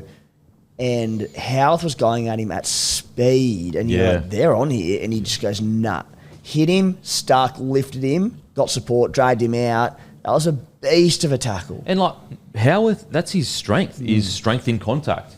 And Tungor, who we know is just like so strong in contact, for him to be able to take him across the sideline like that, and just a really big lesson for Howarth as well. Like when you get up against a centre like Tungor that has that level in him, you can't afford to be hitting on those overs lines. And I think, mate, one of the big spots going into this game and the big talking points was the centres. There was defensive concerns around all four of them, realistically, which centres were going to hold up. The answer we know now was the Penrith Panthers, because while Isaac Tungo had more defensive deficiencies than Alan Motti this year, Alan Motti, he had his issues too, certainly did at the Bulldogs. Both of them defensively were unreal. What about Alan Motti since he come back as well? Oh. Like, we're talking about a guy that, you know, was one of the best young guns coming through. And there was a period there where at the Bulldogs, when they basically said to him that you're free to look elsewhere, he struggled to find a club. Like, there were clubs going, nah. I mean, I think there were whispers that he was going to the Cowboys, and then the Cowboys said, yeah, not really interested. We're talking about a guy that's like 19, 20 years old. He's a teenager that couldn't really find a club, and then Penrith go, we are so good. We know our system so well, and we are so confident. We're going to bring you in and make you the best version of yourself. You know, it's even more bizarre. Like 12 months before he couldn't find a club, every club wanted him. Yeah, he was the hottest property you could find. Yeah, he was an absolute prodigy coming through the juniors. You know, a poor 12 months at a club that's struggling, no one wants him, and Penrith go, okay. Thanks for coming. I was told in the preseason this year that they were looking at Paul Alamotti as like to come off the bench as an impact guy. And he arrives there, and, you know, like, you got to remember, like, I know he got injured during the year, and he was out for about 6 weeks. Casey McLean came in, and Casey looked unreal. Yeah. And I remember thinking, fuck, it's Paul Alamotti. Like, I thought he was going to lose his spot. And then he came back in, and he's just owned it. He's been incredible. And, you know, for me, the big thing that I think people underappreciated and undervalued all last week was grand final experience. Big game experience. The Penrith Panthers, obviously they've been in a few. They've got so much of it. The Melbourne Storm, outside of their spine, very little grand final experience in that side. And Paul Alamotti was one of the few that didn't have grand final experience, and even he just stepped up and looked like he'd been there for 4. Yeah. Even the last 20 minutes, he had to shift to the wing. Yeah. And he takes those two, particularly the one in like the final set of the game, under pressure, gets above players, 2 unreal takes. Scores a try in the corner playing on the wing. It's incredible. What a great story. And again, we speak about it all the time. Like, I don't think we've got a lack of talent. We've got a lack of good systems. And, you know, Storm proved that year in, year out. And Panthers are starting to become that side. Not starting to become. They have become that team as well, where you send a guy there that, you know, has a lot of talent but hasn't been able to hone it. But, yeah, Alamotti. And to be fair, Alamotti, at least in the last 2 games, has been one of the best outside backs on the field. Not just like, he didn't just have one good grand final game. He was nearly our bloody hungriest player last week. And when you talk about, you know, great systems, good systems, like I look at the Sharks and the Roosters. I watched them play 14 other teams. I go, fuck, good system. Great system. They play these guys and you go, fuck, they're light years away. Yeah. Yeah. Like, it's... if you take these 2 teams out, we've got an unbelievable competition that's dead even across the park. It's just that these 2 are so far ahead, it's not close. Yeah. Yeah. It's just a great point. Like, that genuinely, these 2 teams, it's almost like they're in their own league and then there's reserve grade underneath them. That's how good they are. On any given week, the 13 teams below Cronulla, I tip the Sharkies to beat them every single week confidently. But I would never tip them against these 2 at the moment. Because of how good they are. We've got to speak about him, but look, Taruva's another one. He struggled all year. Basically looked like he wasn't going to get back into the squad. Comes back, he's been outstanding since he come in. But I've got to speak about him, Toto. Mate, I actually thought in the first half he was close to my best player. Yep. So he runs for 160 metres. But you got some thoughts on Toto? Well, if you read these stats out and you said these were a winger's stats at the end of 80 minutes, you'd be like, what an unbelievable game. 22 runs, 213 metres, 87 post-contact metres. That is ridiculous, like, you know, for a winger, full stop. He did that in 57 minutes. So, look, bit of a mini hot take here. I think he was a dicky knee away from a Clive Churchill. Yeah. I mean, a couple of years ago, Matty will have the exact numbers. He ran 299 metres, scored a double, missed out on one there. When he went off, Alamotti moved to that wing, scored the try. So, you know, every chance he scores a try as well, and probably gets well over 300 metres. He was unbelievable. And his stats, as I say, he did all that in just 57 minutes. If he had been out there the whole game, you could have mounted a very good case, I think, for Brian Toto as well. You know what the most impressive thing is about Brian Toto is, though? Like, these metres are incredible. It's the lack of kick return meters he has, because they kick the ball to anyone but Brian Toto. You look at Dylan Edwards, 187 kick return meters, Taruva 45. Toto had 16. Paul Alamotti played there for 8 seconds and had 7. And he's always taking the toughest carry. On top of all that, every single team playing the Penrith Panthers, 50% of their video session would be like, boys, Toto's taking the first hit up, make sure you win the contact. Like, he would be the biggest topic, because if you shut Toto down, you almost shut down their whole set. And yet he always wins the contact. Matter of fact, you're basically looking at a guy that essentially has gone 300 metres in 2 grand finals. Like, if he stays on for 80 minutes, he probably runs for 300 metres. He's already ran 299, 2 line breaks, 3 tries, or 2 tries, 3 line breaks, or whatever in the other grand final. He's the greatest winger of all time, in my opinion. Yep. And I think that it's not indisputable. Obviously, it's always subjective with opinions, but how many big games this bloke had? Like, and how consistent is he throughout? It's not. He doesn't just turn up for grand final. He does it every single week. I remember he ran for 150 metres a few weeks ago, and I was like, oh, a bit of a quiet game for Ty. Yeah. It's 150 metres. It's incredible. He is, like, I think, essentially the undisputed best winger of all time. However, I do think the wing, almost more than any other position on the field, is the biggest case of when you have this debate that it is of his generation, just because the game has changed so much. Like Ken Irvine, all these great wingers who have scored 150, 200 tries. Irvine was over 200. They were smaller. The job was different. The role was different. Like, you can't say like a Ken Irvine in the modern era, having the access to the sciences and the weight and it being a full-time job for him rather than working full-time and playing footy on the side, like that he couldn't have been destructive in the modern era. On what Toto's done, he's been the best, but so different across the eras wingers. Yeah, like the game's just changed completely. I get what you're saying, and like, you know, technically that is true, but I'm just going off what I've seen. Like, I'm never going to be able to know, because I didn't watch those games week in, week out. But from what I've seen of rugby league and the information that I have, he's the greatest. I think he's the greatest winger of all time. Now, if I had have watched Ken Irvine, maybe I would say, but I haven't seen him. There's plenty of other wingers early on that I. And my addition to Tim's point, as you said, the game has changed. Toto's changed the game.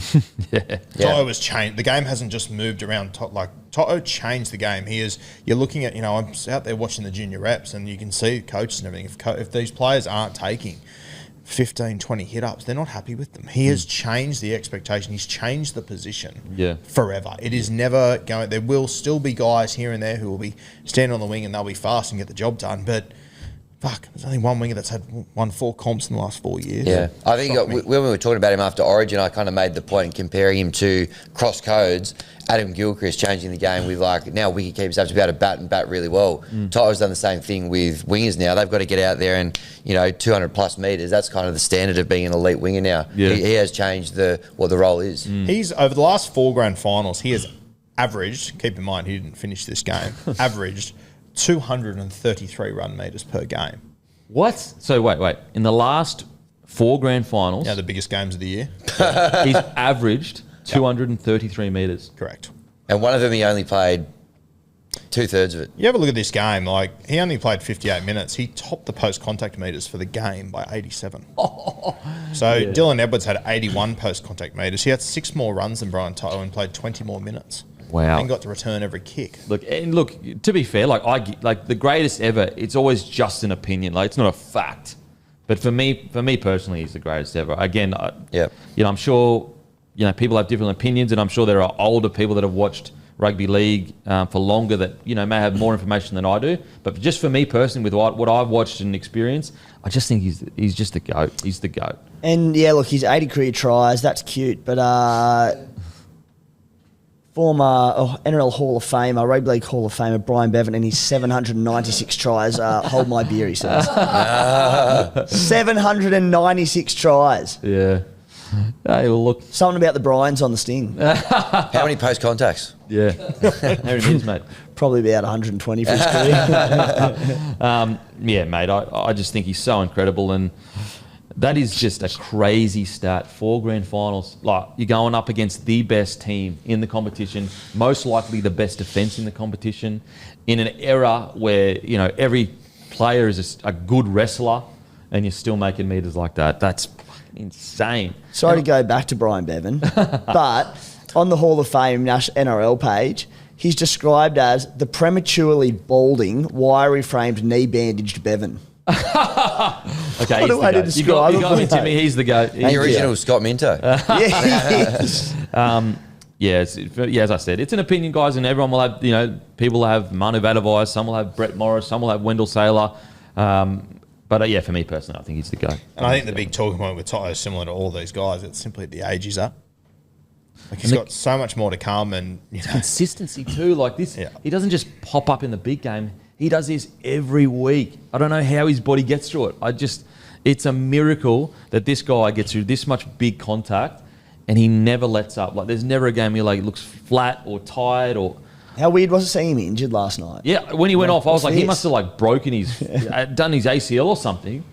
And then he's come back out of the tunnel and people are cheering him. Standing ovation, just about. Bloody hell, he's just so incredible. I'll say this too, he's played 117 first-grade games, scored 80 tries, and probably, us more so from a Supercoach point of view. He has spent a lot of time over the last few years with centres inside him who just refuse to pass him the fucking football. So to score 80 tries in 100, you look at guys that get to the end of their career and they've scored 100 NRL tries and it's raised the bat.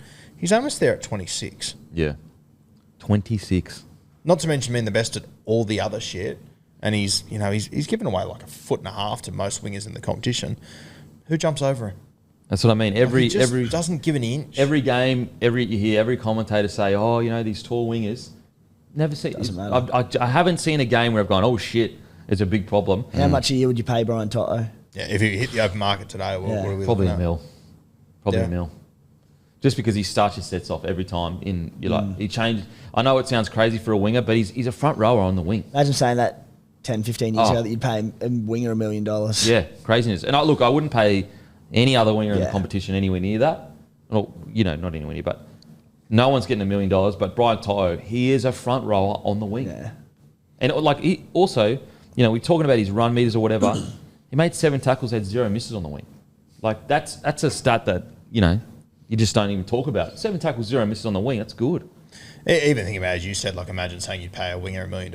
Even 15 years, imagine saying you would pay a winger more than a centre. Yeah. But I'm thinking through my head, there isn't a centre I'd pay more for than I'd pay for Brian Toto. Oh, 100%. He is just... And we haven't even brought up his origin performances. Well, I was about to say that. If you then take, you got that 233 run metres in the biggest games of the year, if you chuck in his origin, I reckon that goes up. Because he's averaged more than 200 metres a game in his Origins career as well. Yep. So that's not just against the best team. That's the best of the best of the best of the best. It's just incredible. He walks around with a target on his back. And then the other thing you add to your value, it's just durability. When you're paying that much, you want a bloke who's going to stay on the field. Well, he hardly misses games. Plus, such a good culture guy, and he's good man, fella, great locker room fella. He just ticks all the boxes. I know he's quite big, but also a really good lesson. There was a period there where everyone just thought you had to be a 6'3" winger, and that's the way that the game was kind of going. But if you're a young fella out there that works really hard on putting on a bit of weight, Toto, he's not a big boy height wise, so. They were still talking about that yesterday, about the difference in the wingers. They were saying they'll be a target for Warbrick or Coates. Haven't they? I could be wrong. Haven't they conceded the least tries off kicks in the competition to the wingers? The Panthers this year? Gut check, I'd say so, yeah. I'm pretty sure Very that's... rarely do I see him get I'll out double there. check it. I'm pretty sure that's the go. It's just like, you got to throw the narrative out of, kick high, height mismatches with Penrith wingers. It's not a thing. It literally is not a thing. It's literally not a thing. It's just it's a thing people like to say because it makes sense logically. Absolutely, but it does. The facts don't back it up. The facts don't back it Now, up. what's the key to his success? His grand final breakfast. You see that? I think he's Brekkie telling burgers. porkies, if I'm being quite honest. A couple of litres of Coke Zero. All the rest of Because it. he got asked about it after the game, and Yeah. he was like, he's like, yeah, definitely, I'm definitely having those every single morning, no cap. So I think he's telling. Well, there you go. He's confirmed it there. He's confirmed it. How good was watching him say no cap to Lockie? Lockie was just going to go, what the fuck? All right, boys, we have to talk about him. The Bash Bros. Obviously, I'm wearing their shirt. Head over to their Instagram, guys. The Bash Bros. You can buy these shirts, these incredible shirts. They got a bunch of designs. Greatest front row pairing all time. Done, Yep. done and dusted, undisputed. Crazy. Yep. They 4 in were a row. last year. Now it's locked in. It's locked in. Like, it is locked in. We've never seen it. A front row pairing that every single game they have a target on their back. And what even more clinched it, they went and did it for New Zealand as well. So it's not, if you want to, people go, oh, well, it's the Penrith system. It's the guys around them. They went into the New Zealand camp and did it against Australia with a record margin of 30-0. It is the greatest front row pairing of all time. And I don't think it's even, obviously it's an opinion and you can always debate it for sure. But I think it's a very hard thing to debate against. I think the stats don't lie, the facts don't lie. This is 4 years in a row, 5 grand finals in a row. And matter of fact, in the one grand final they lost, I think it was when they were actually on the field the least. So for me personally, greatest front row pairing of all time. Yeah, shut the gate. I don't think there's an argument anymore. And similar to, Nathan Jerome, I'm devastated to see them split up. I know. I want to see what they can achieve. And, I remember at the end of the grand final last year, we spoke about how Spencer Leniu was leaving. We had James Graham with us. Remember I said to him, like, how do you look at these guys? And the first thing he said was, I wonder if without Spencer Leniu, do they need someone to come off the bench? Do they need to split these guys up? And Ivan just went, nah. No, we're good. Yeah. We'll just smash you in the first 25. We know we'll come over the top late. Yeah. I know what my boys will do. We'll be fine. So Serraldo was on the Matty Johns show, Morning Glory with Matty Johns, and he said after the grand final in 2020, Fisher Harris, 2 days after, was doing road runs in tears. Yeah. That's how much it meant to him. And look at us, 4 years later. Amazing. And it always shocks me. You go back to that 2020 grand final. Fisher Harris looks like he's 11. Yeah, he's so Yeah. young. It's insane. He's It's so like young. he just overnight. Yeah. Incredible. Timmy, what do you reckon, mate? Yeah, I like that. I don't know.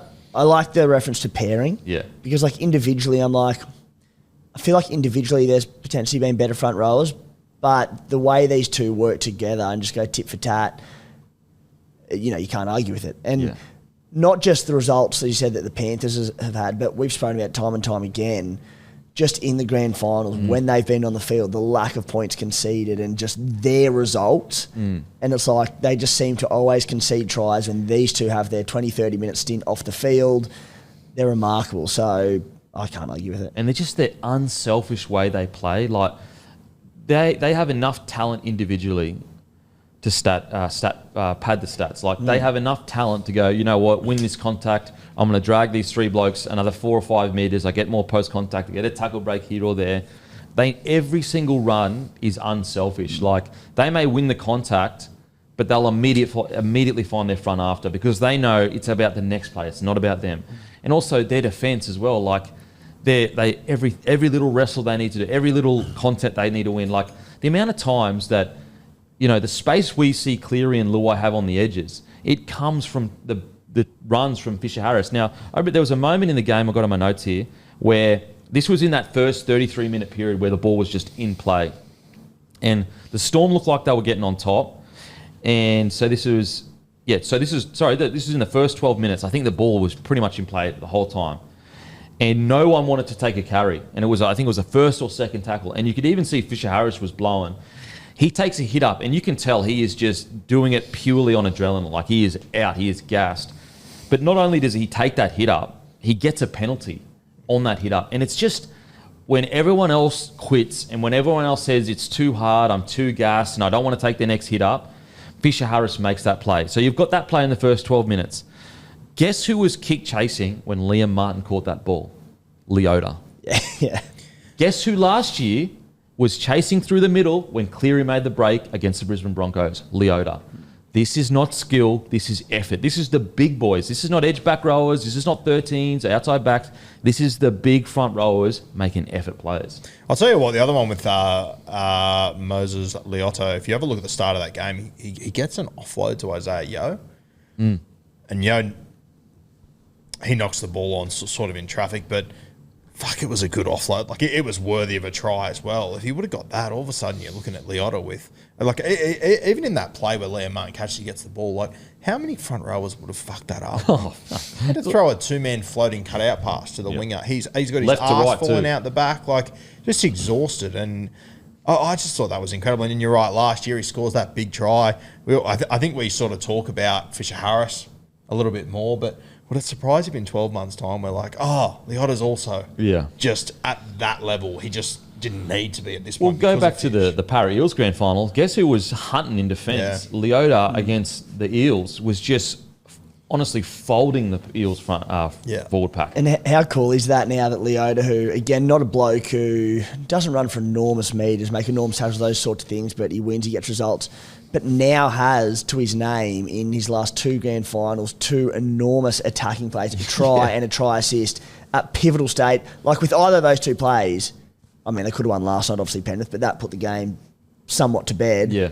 And without the try last year, they don't win the grand final. 2 enormous attacking plays to his name. Yeah, absolutely. And so this front row pairing, the Bash Bros, as I said, guys, give them a follow Incy, but, mate, they're the greatest ever. And I think that, like, you know, even me as a Bronco, I think of Petro and I think of Webke. Even with the roster that the early 2000 Broncos had, they never won 4 in a row. Like, we're talking about 4 in a row in 5 grand finals. And I've never watched a game and said, oh, Leota and Fisher Harris, they got dominated. Like, they might lose games, obviously, but I never watch a game and think they got dominated by a forward pack. Well, like, Webke in 7-7 never won 2 in a row. Yeah.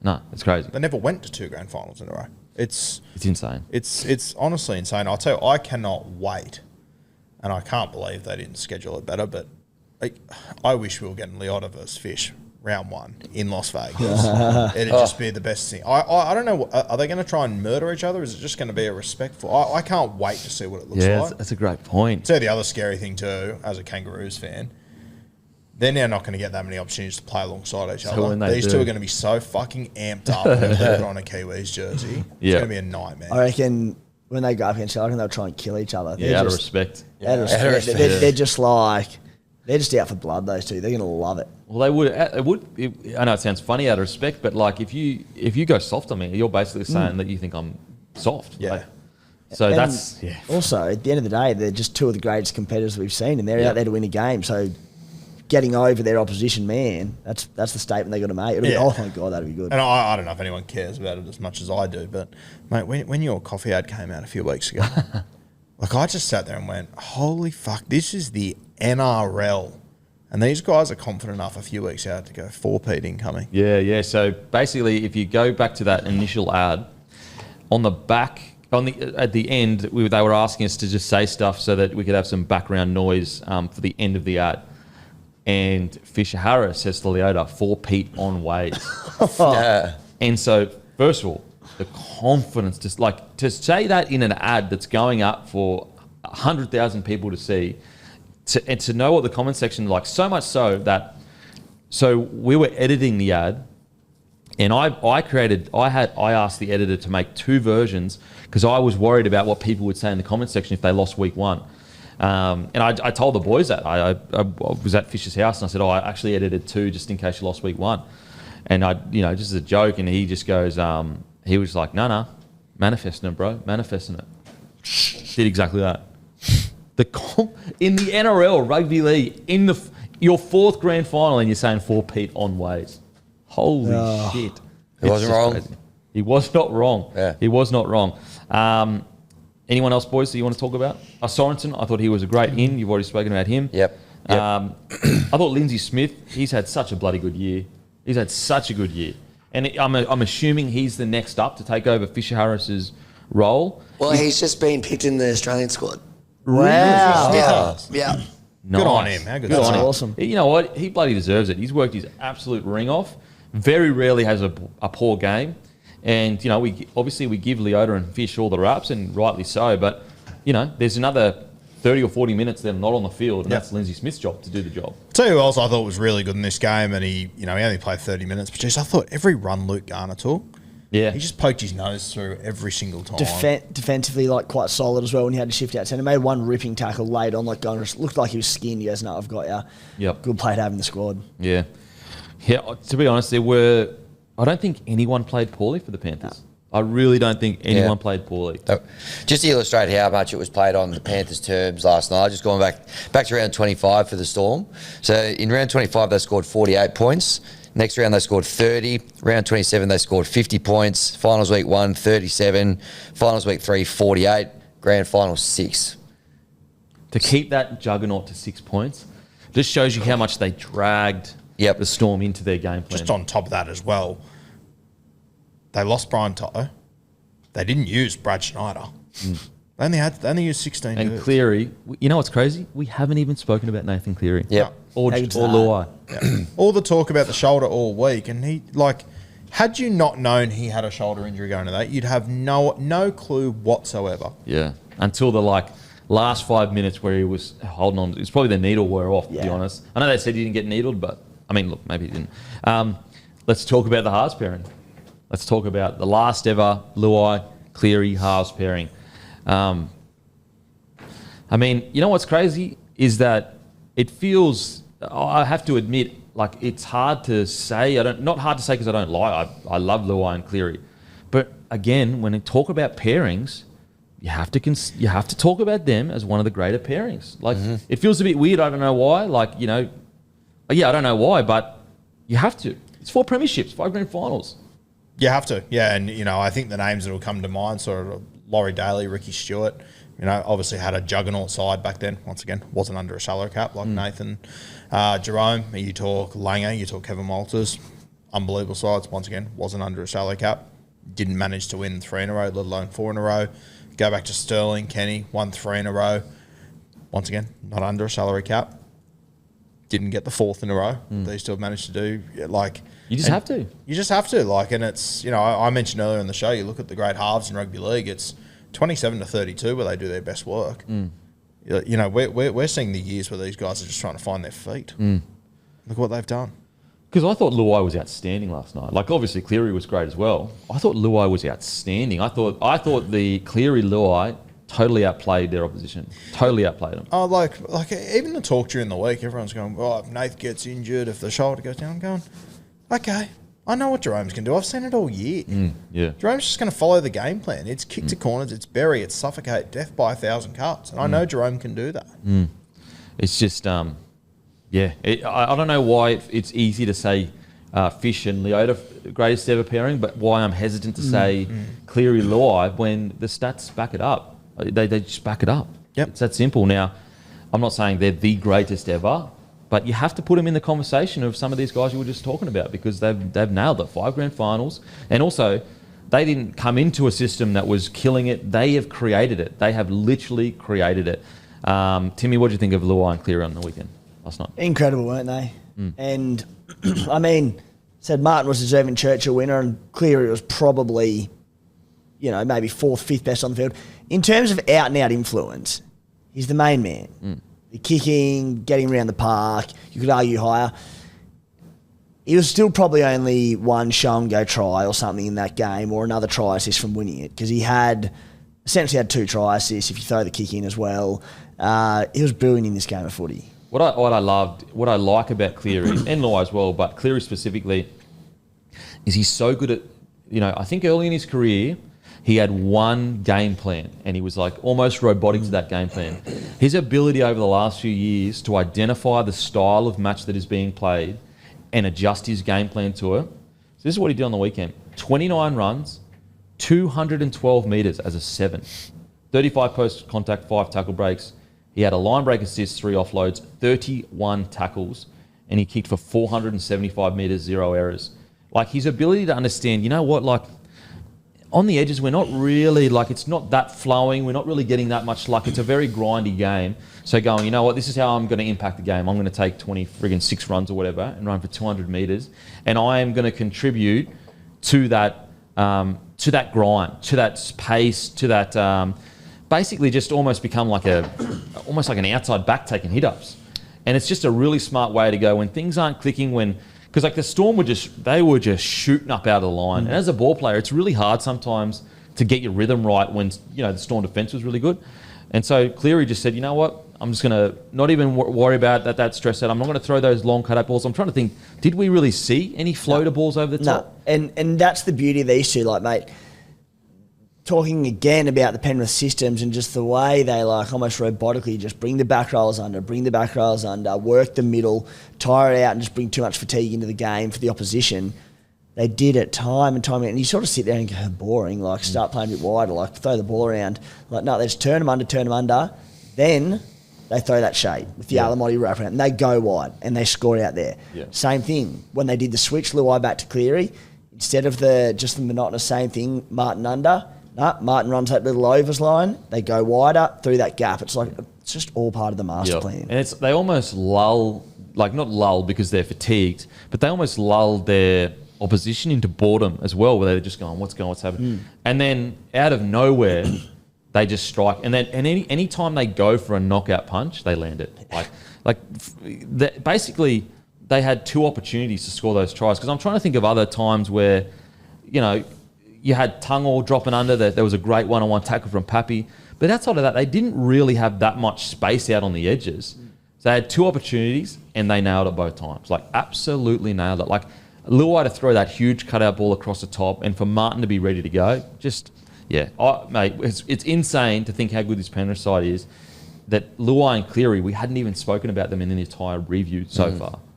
You know the other name we haven't mentioned, which is crazy, Stephen Crichton. Edwards as well. I haven't spoken about Dylan Edwards yet. But like, do you remember like Stephen Crichton? Came up with all these big plays in every grand final. We get to last night. They got Paul Alamotti, who was unwanted by his team at the end of last season. They got Isaac Tungo, who we all thought should have been dropped on numerous occasions. Sweet. Yeah. Well, heading into this game, I actually thought that the Storm outside backs had a bit of upper hand overall, not individually. Obviously, Toto and Edwards out better. But I thought they might have had form-wise a bit of an upper hand. But, geez, how wrong was I? You know, I guess for Luai's, what I like about this year for Luai for me is just, redemption's the wrong word because he'd already won 3 premierships. But I think there's a lot of people out there that for 3 years refused to give Luai the credit he deserves. And I think after this year, they stood back and said, you know what, even if he's polarising, and he's chilled out a little bit since his first year or two, I'm going to give that bloke a bit of credit. He deserves credit. Yeah, and like, I think it still would have irked Jerome Luai, and he wouldn't say it out loud because he would have been happy for his team. But you got to remember that grand final last year. Like, Jack Cogger was a grand final hero. Do they win that grand final if Jerome Luai stays on the field? Maybe, but we'll never know. They did it with Jack Cogger when he came on the field, and he would have been stoked for his team. But I think that fueled a lot of people that wanted to go in on Jerome Luai. Oh, the people talking shit about Jerome Luai after last year's grand final was like outrageous. Outrageous, for sure. But it was out there. Yeah, 100% it's not fair, but it was out there, and he just absolutely buried it. And for your sake, I hope he stays at the West Tigers forever. But I'll tell you what, I would love to see these two combine later. And well, Nathan can always come over as well. I've got no problem with that. Ivan's got a bit of unfinished business. Bring the bus back.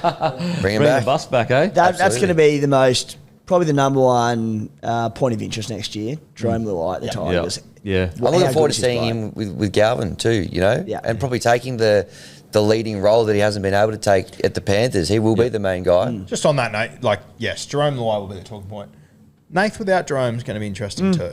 For sure. Especially that season if Cleary gets injured again. But I just want to focus in on this. Like, remember, like, Nathan Cleary and Luai just went up against Cam Munster and the Dally M winner Hughes and outplayed them substantially. We have to, like, I just want to make sure that, you know, the audience listening, like, a lot of people, you know, would say Munster's a much better player. And granted, I you know, individually, I still think Munster is a better player. But Nathan Cleary and Luai went into this game as underdogs against 2 guys that were in red-hot form, Dally M, Winner and Hughes that had torn every team apart, and they just put them to the sword. Like, that's a friggin' it's a huge achievement.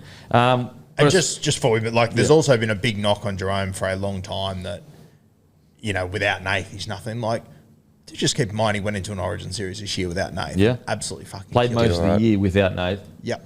So, and also last night individually, even without Nathan, he was good. He was bloody good. Super dangerous. Every time he crabs back a lot across field, like it's the biggest no-no ever in footy. Like, it ruins set plays. It ruins where you're trying to get on certain parts of the field. But again, the Penrith Panthers just defy that. Like, he always crabs across. And a lot of coaches say, don't do that. Like, how do we set up our next play?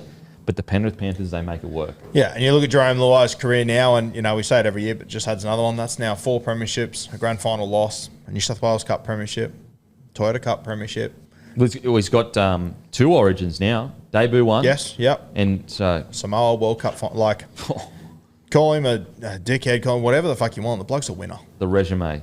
Seeing those 4 rings is just like, it blows. When those guys, when the whole, like, it doesn't compute seeing so many rings on these boys' hands in a row too. Well, and, you know, we said it pre-show. If Cameron Smith didn't exist, it's 5 rings. Yeah. It took an immortal. Yeah. Well, I said in the green room it would be 5 next year, so, you know. Like, it literally took an immortal to stop them when they were kids. When they were young. Yep. Absolutely. Alrighty. Penrith Panthers done and dusted. Anything else you wanted to add? What was that last number that you were... I've done some quick maths, so they could be out by 1 or 2 games, but still pretty significant. Cleary's he hasn't played with Luai for only 5 games in 5 years. Wow. So it'll be interesting to see how he goes without Luai. Yeah. Another thing as well is, like, he's already on, I think it's... Cam Smith has like 44 final points or something like that, and Cleary is already at like 38 or something, and he's still got maybe 10 years left of his career. He like those finals records, he is going to absolutely Smith number 1. Yeah. Well, he's also, like, if you just have a look at his finals career now, like, that sort of gets his win percentage up to 80% in finals, which, you know... He's only lost 1 game. No, he well, in this run, but he lost a few before that, like in 2016, 2017, 18. He obviously had to lose a game each year, but I said it last week, like, his win percentage is now slightly better than Norm Proven. He won 10 comps in a row. That's like, insane. you look at Cameron Smith, who, you know, as successful as he was, like, Cameron Smith won at 66%, which is incredible. Nate's 15% ahead of that, and he might not be at his peak yet. That's insane. Alrighty, onto the Storm. I tell you what, like, you know, I don't love it, but I always find it really interesting watching people that are great deal with loss and, you know, when things don't go their way. And, man, watching Craig Bellamy's press conference, that's greatness. That is true. His ability to hold himself and his team accountable. There was not a single iota of excuses. He immediately said, we were beaten by the much better side tonight. You know, they tried to kind of drag him into the whole Howarth no try. And not only did he not even really have a take on it, but it exemplified what has made the Storm so great. And he said, you know, I only worry about things I can control. So whether I think it's a try or not a try is irrelevant. It's out of my control. And that is what has made the Storm great since he has become coach, is that he is so focused on accountability and controlling the things you can control and not worrying about the things you can't control. And I honestly encourage everyone to go and watch that press conference. You're watching a man that won the minor premiership, that beat Penrith twice this year. Also, in round 1, they beat Penrith without Nas as well. He has every right to be super disappointed. And don't get me wrong, I'm sure he was. But he has every right to look for excuses or, you know, take his anger or his upsetness out on certain things.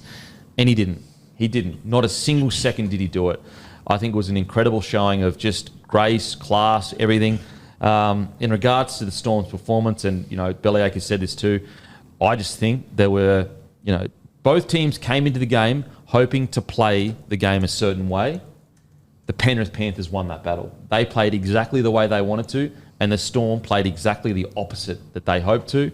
And the Penrith Panthers were absolutely kings just dragging the Storm into their style of play.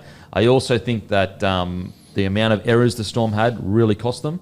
But all in all, I thought it was you can't knock their effort, but I thought it was a disappointing performance by the Storm.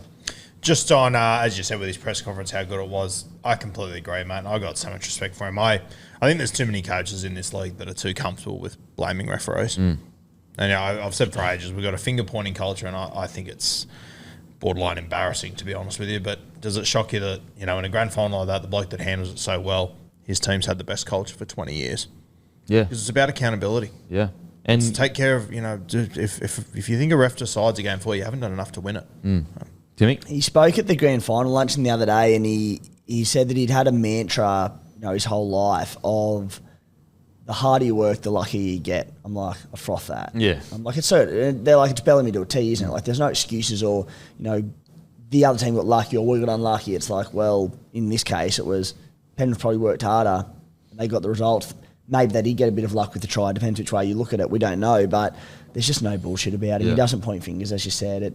He's the best. Yeah, absolutely. And literally the first thing he said was, we were beaten by the much better side tonight. Yeah. Like, there was no that, like, this call didn't go our way or whatever. It just, honestly, it's a masterclass in if you ever needed to watch just a short video, it's easy to watch someone great when they're successful and things are going well. Watch them when things aren't going well. Watch them because I'm sure if you're bellyache, you're sitting there going, we saved our worst performance for the grand final. Like, not of the whole season, but definitely of finals footy. He would be you'd be very forgiving if he was a bit, emotional and, started pointing fingers, but he wasn't. He was super, super concise. So go and watch that if you can, guys. All right, we'll talk about the try.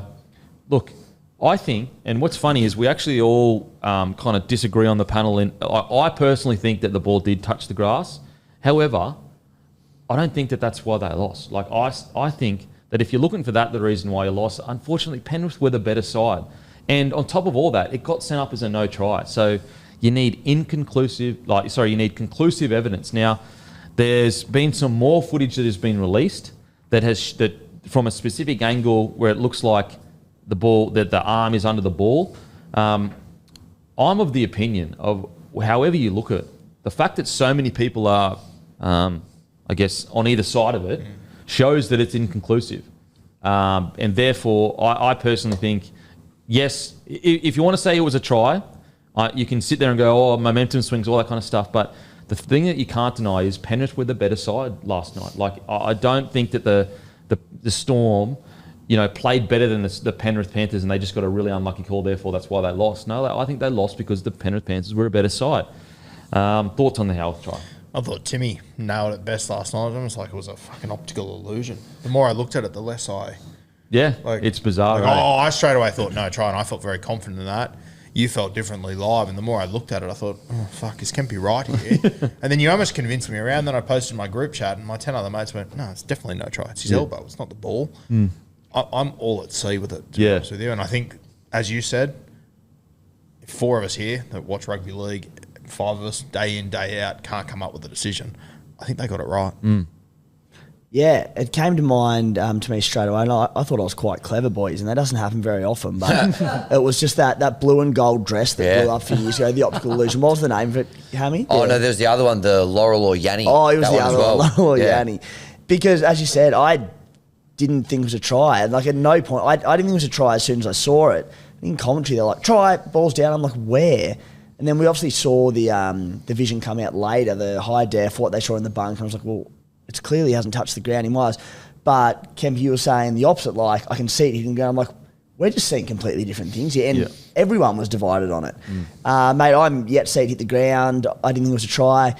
But you nailed it on the head in that when it's this divisive, it's clearly a go with the on-field decision. You're not going to knock the refs or the touchies either way because it is that tight that you make a call on it.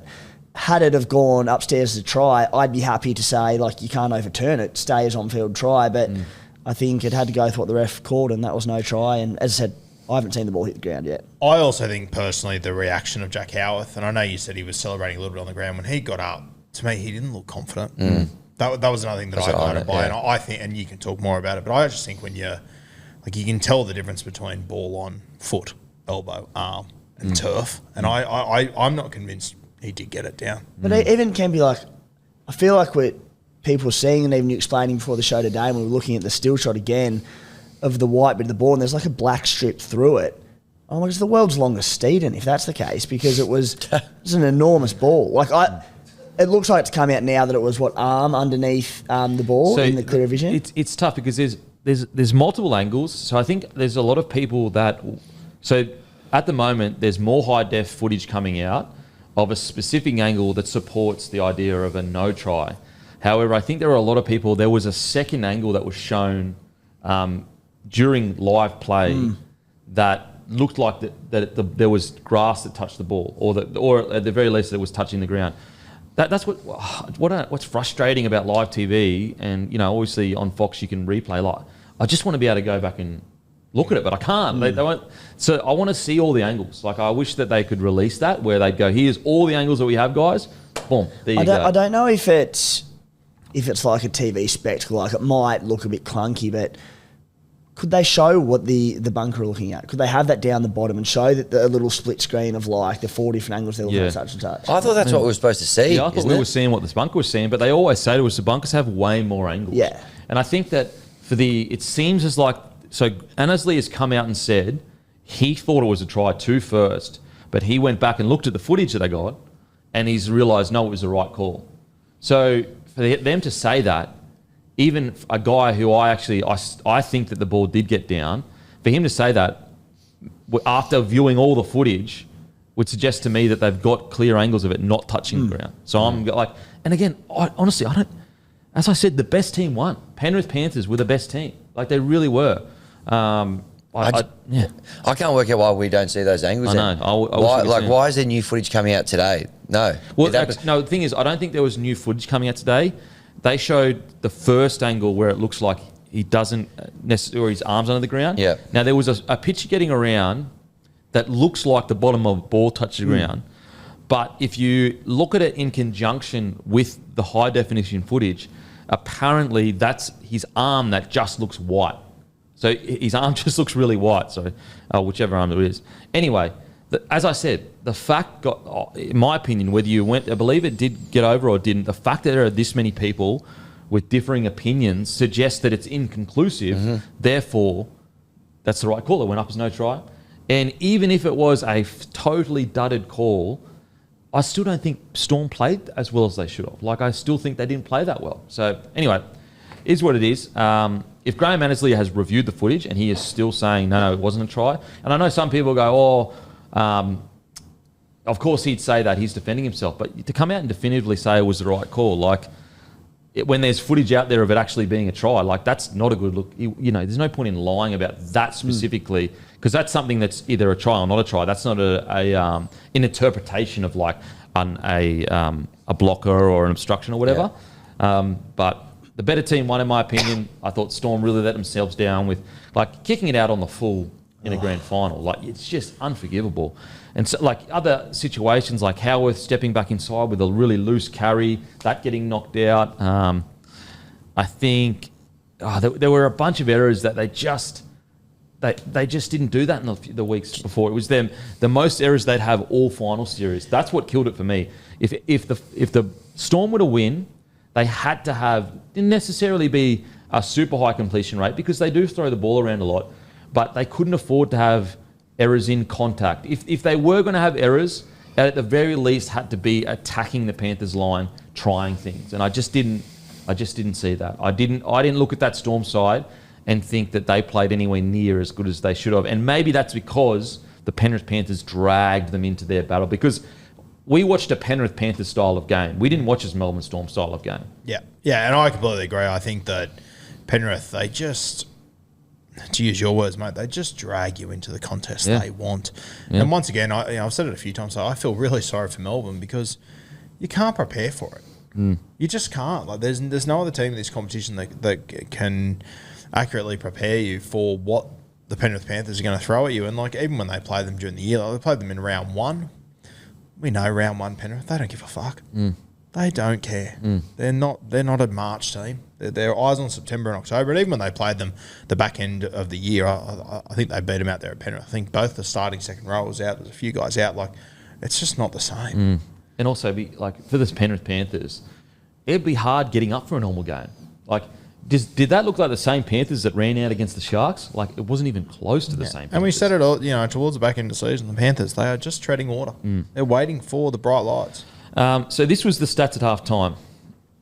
So at half time, it was 10-6 to the Panthers. That try on half time, it, seriously, broke the Storm. I think that was the defining moment. Yep. I really do. If Munster makes that play, I think the Storm go into half time going, you know what, we haven't had the most possession, but we've held them out here. So they went into half time, and they had less possession, obviously. They had... this is where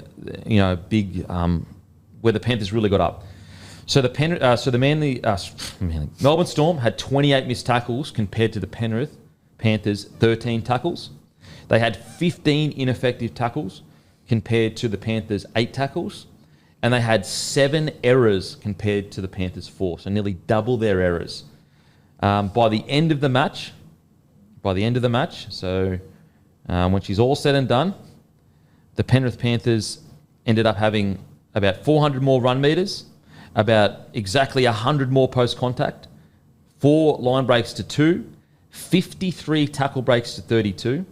But here's the kicker. Average set distance, 51 metres compared to 43. Huge difference. Then you've got average play the ball speed. The Melbourne Storm actually had quite a bit quicker play the ball speed with 3.19 seconds compared to 3.64. Here's another big difference. The Penrith Panthers had 20 offloads to the Storm 10. And then in regards to errors, by the end of the game, the Storm had 53 missed tackles compared to 32. They had 27 ineffective tackles compared to 17 and 12 errors. 12 errors.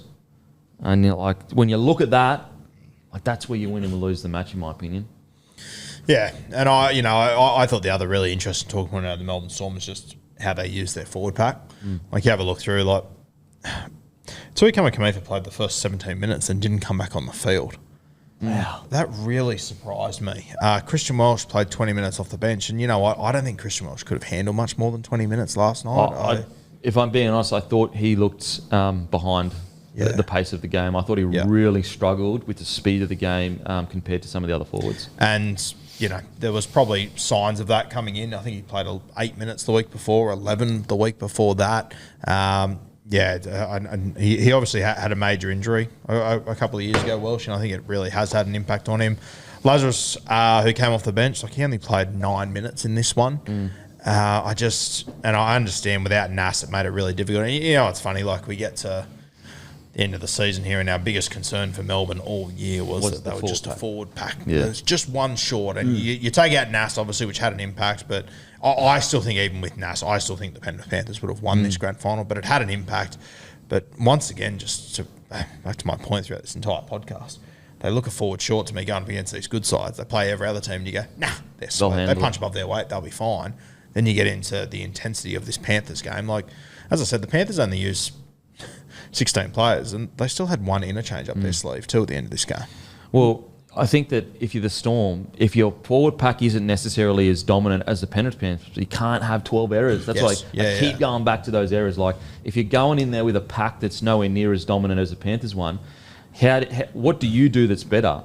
You do really low error count, lay a foundation so that you can use the quick play the ball speeds to your advantage. For example, Alec McDonald, Mr. Reliable. Alec McDonald comes on the field, drops the ball cold, first run, grand final, dropping the ball cold, kicking the ball out in the full. These are you just unfortunately cannot do in the grand final. And I thought that moment with Alec McDonald was just such a good example of grand final experience. He came on and thought, I'm going to get shot out of a fucking cannon here, which he did. But if you're going to turn the ball over on your own 40, you're better off taking that hit up at 70%. And with no disrespect to the second best chin on the field, Alec McDonald, 45 minutes he played, which is fine. And as I said, he's a very reliable footballer.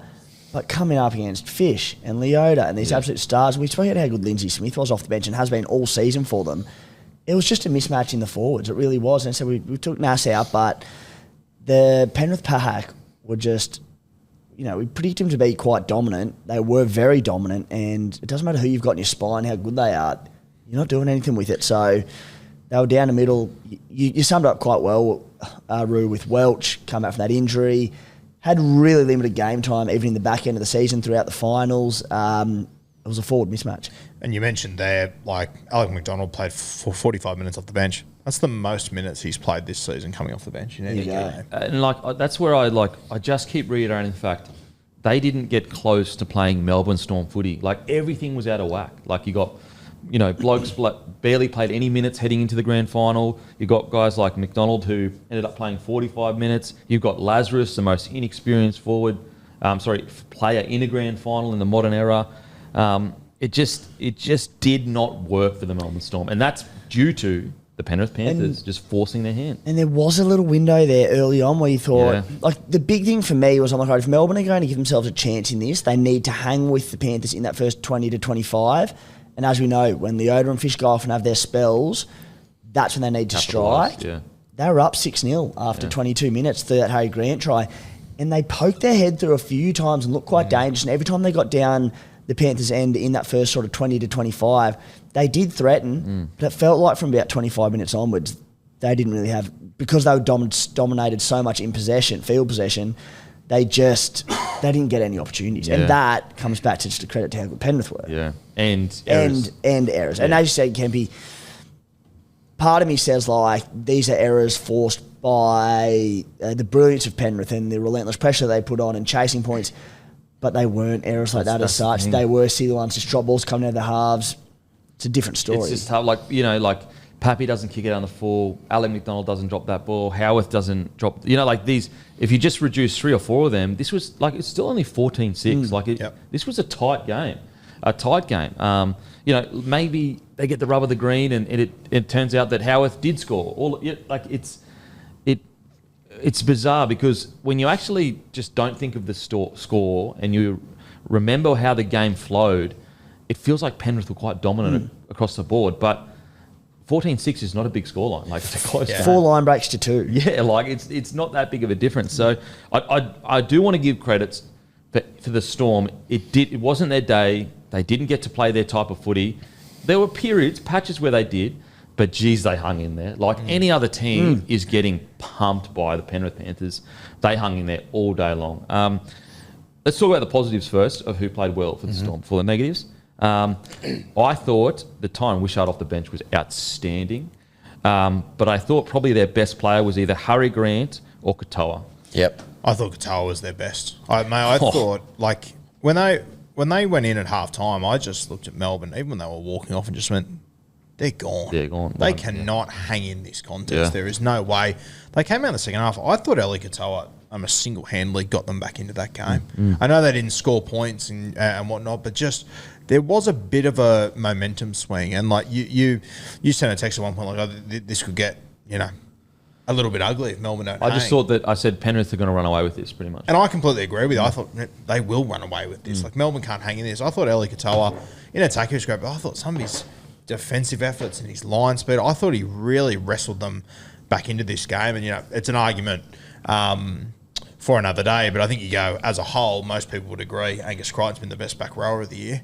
Geez, you got to finals time. I thought Eli Katoa was tremendous. Oh, Katoa was outstanding in finals time. And, funnily enough, Angus Crichton had a pretty poor last game in finals footy. I just love the fact that, you look at Trent Leoro did eventually run over 100 metres for 101, but Katoa was really the only forward that ran 135 metres. Like everyone else, they're forward. So you're basically Josh King, 95 metres. Kamikamitha, only 17 minutes. That's so bizarre. 22 metres. Surely he's got to be injured. Why wouldn't he play 30 and then you take another 13 off Alec McDonald? Or even it's pretty evident. He only put Lazarus on for 9 minutes. He obviously, lack of experience. I would have been tempted to just put Tui back on then. Yeah, yeah. It's he must have been injured.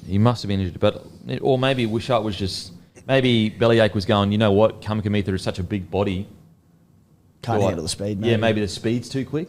Yeah, the other thing is too, and like, I think sometimes you look back at games and you might say, oh, like the coach should have picked this guy over this guy. Like I think the Melbourne Storm picked the best team they possibly could. From what they had to choose, I think they picked the best team. But the other thing is too, like you look at some of these, and like assuming that Tui wasn't injured or whatever, like they didn't have a HIA, they didn't have an injury all night. Like imagine if things would have gone wrong. Yeah. Like imagine if the same thing that happened to Penrith. Coates had to go off. Yeah. After 58 minutes, like it'd have been carnage. Just on Eli Katoa, and a bloke known largely for his attacking feats this season in the past. You said it, but his defence was outstanding in this, and he had the try. The most overlooked moments, his try save on Taruva off the Luai kicking behind the line was brilliant. And just sort of gets lost in all the lights and the noise of grand final time and the Penrith 4-peat. But that was exceptional. But so many really, really good defensive plays. And as you said, Roo, like in attack, no standout moments, but just times where they could build no momentum. They'd sort of just fling it to him, hoping for something. And every time he'd just swat a bloke or get a quick play of the ball and just get a bit of go forward going for them. He was exceptional. I thought he was the only guy that was really consistently worrying Penrith.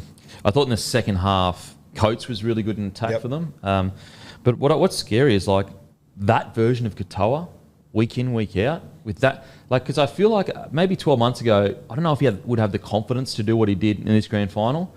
But for me personally, like to do what he did in a team that was constantly on the back foot, constantly almost being suffocated. I thought he was outstanding, absolutely outstanding, and he's just going to get better and better. I can't wait to see him next year. How about this? He made over 40 tackles in a game once all season. That was in round 3 against the Knights. He made 48 in the grand final. Plus 14 runs and 135 metres, 50 post contact, 4 tackle breaks and 2 offloads. Like, it's a bloody good knock for a team that was mostly dominated. A lot of those runs he was doing as well, there was, 3 or 4 guys in the tackle and 2 of them were falling over backwards out of it. Like, he was very impressive. Plays for Tonga, Eli Katoa? I think so. Think so? I think he's Tongan. Pretty sure. Apologies if we got that wrong. I'd love to see them pair up the 2 Katoas on the same edge for a long time.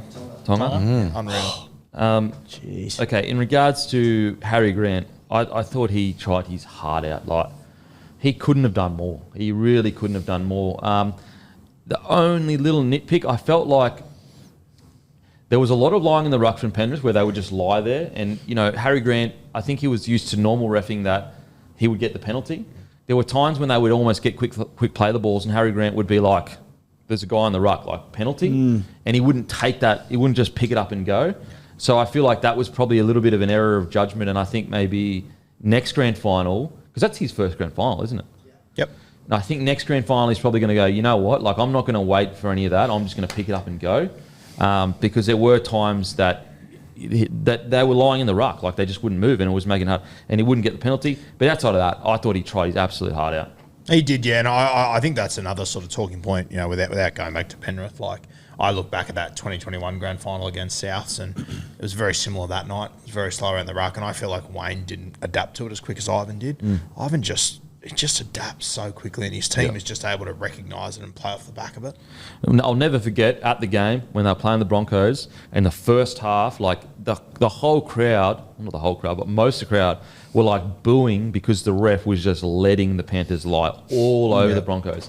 And like the crowd's going, because the crowd is used to club, the last 27 rounds, that kind of reffing. Anyway, but then in the second half, when Broncos realised what was happening, then all of a sudden the crowd was like, oh, okay, so that's the standard. There's no penalties. And you go back, I think it ended up only being 6 penalties the whole game for the Broncos game last year. And so, yeah, I just think that that's a learning lesson for Grant where, you probably do deserve a penalty, but it's a grand final and they're going to do everything they're not to give a penalty. Everything they can to not blow the whistle, they're going to do. I thought the back, definitely the wingers, but the back 3 were really disappointing in the first half for the Storm.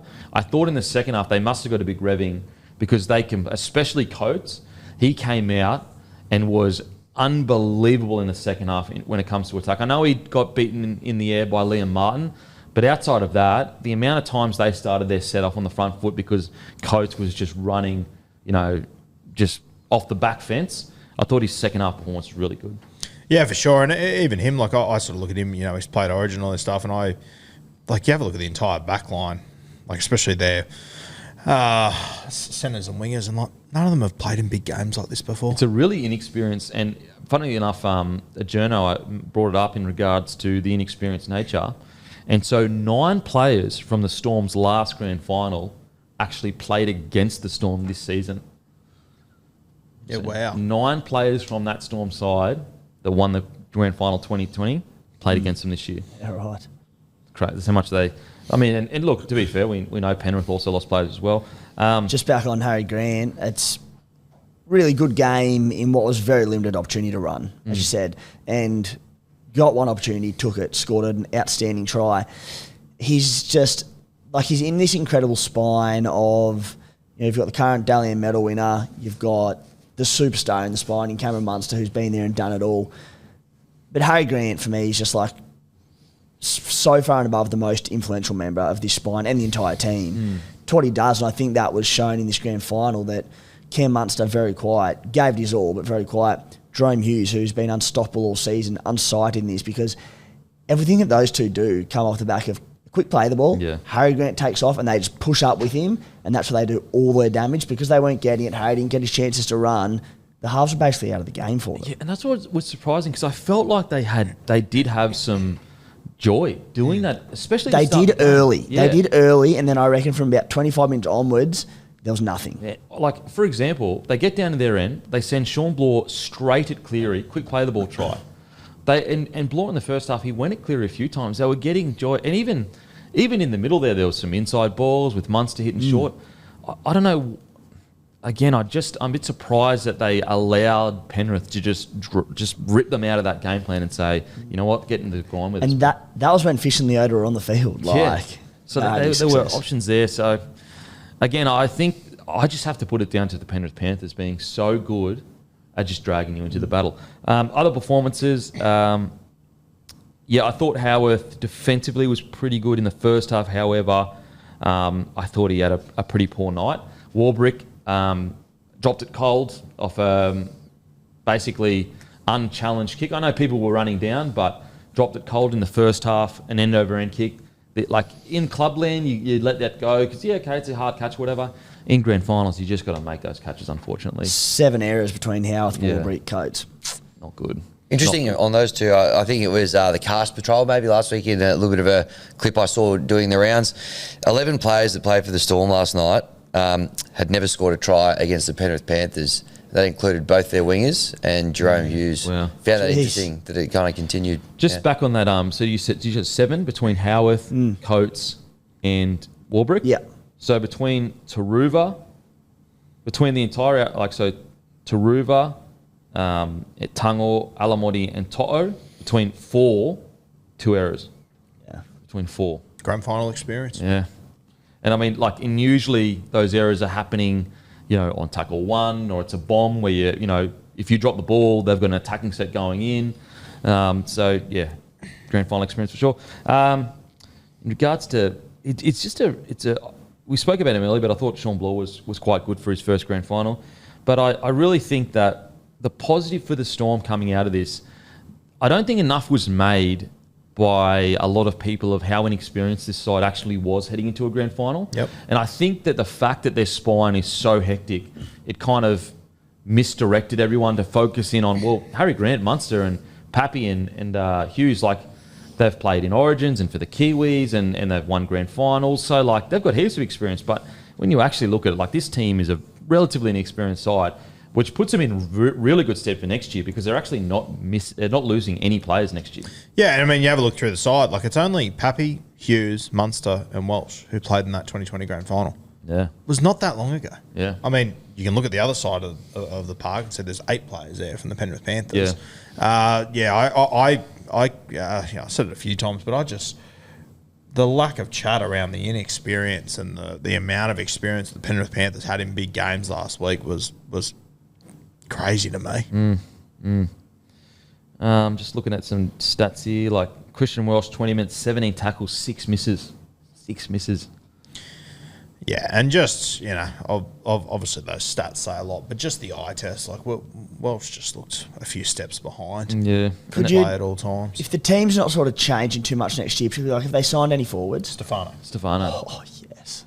So good. Stefano and Nas. If you can make sure get the best out of Stefano, I reckon if you can trim him down, because I don't know if it's a sure thing that Stefano is like going to kill it. Yep.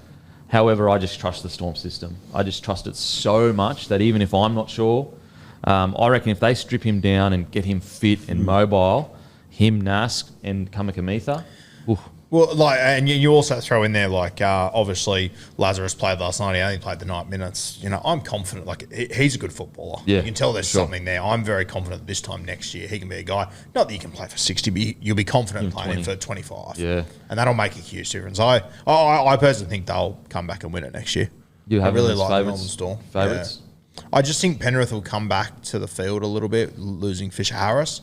I just think Melbourne, that would have hurt last night. Gained some grand final experience. Plus, you bring Nas back in.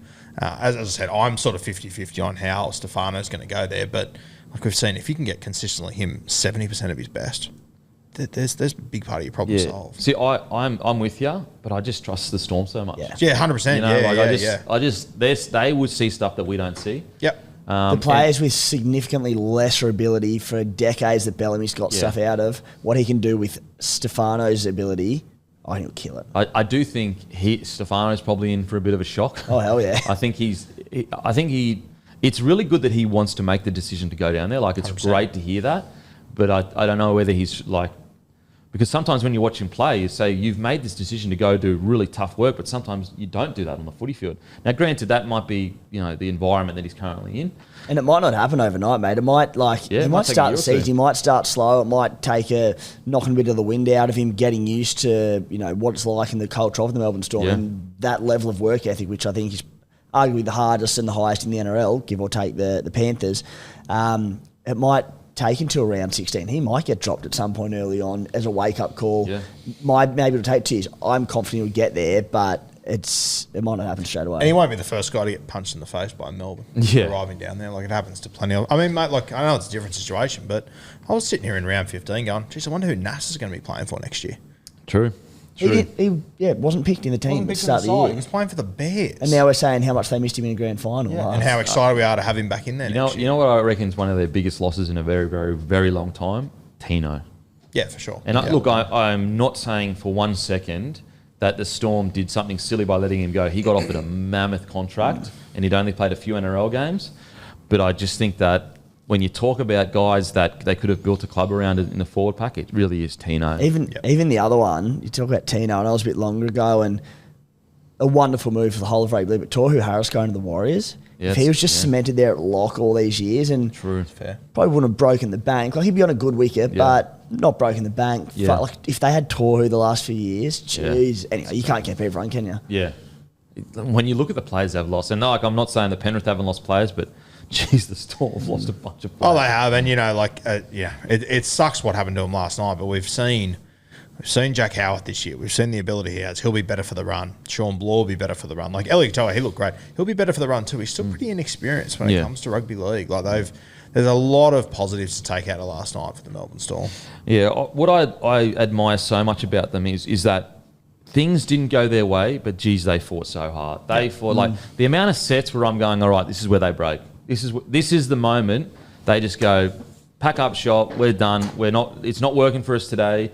Like, even when I sent the messages about 5 to 10 minutes after halftime, so into the second half, even after that they went on a bit of a run. I was a bit nervous after that. And I was going, where has this come from? Yep. Like, and that just shows you that although that they weren't up to it and Penrith were the better side, they got a good core here, like a good core of fighters. Like, to fight their way back into the contest after what looked like just a dominant period for the Penrith Panthers. Like, they got a good core base here. And it was, once again, if they can just add those 1 or 2 forwards, get Nas back and whatnot, like, I thought the spine just sort of single-handedly won the momentum back at different points. Yeah. Just with a little inside ball or just a simple run or 2 of them back, running one after the other. And if they don't have to do that, then they can just play the game that the Penrith halves are able to play.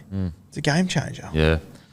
Man, heading into next year, I got to say, like, I just want to give Harry Grant the raps that he deserves. Like, here is a guy, you know, there's so many young players that are really impatient, and I was the most guilty of it, and I have nowhere near as much talent as Harry Grant. But I remember being a young fella and just being so impatient to play first grade.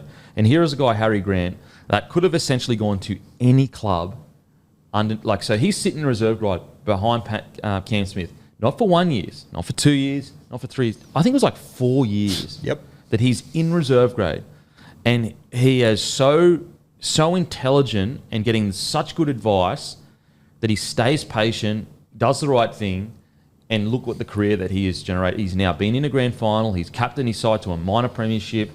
I just want to give Harry Grant the raps that he deserves, because I'm telling you right now, 9 out of 10 players in his position would have said, I am not waiting 4 years behind Cameron Smith. I'm a first grader. Look how well he went at the Tigers in his first year of first grade. He could have been doing that for years before that, but he didn't. He stayed patient, he stayed loyal, and he's just captained his side to a grand final. Granted, it is heartbreaking, but they'll be better for it. This team will be better for it. And I just wanted to give him the raps as, like, I know he didn't win captain of the year or whatever, but he's been incredible this year as captain. And as you said, like, he was so patient. Like, I know Cameron Smith retired when he was old, but when Cameron Smith finished in 2020, I didn't think, he's got nothing left. He could have played for another 2 years. Yeah, absolutely he could have. Absolutely he could have. And it hasn't been talked about enough, but we're talking about a bloke in his first year as captain. He's taken to a grand final. Yep.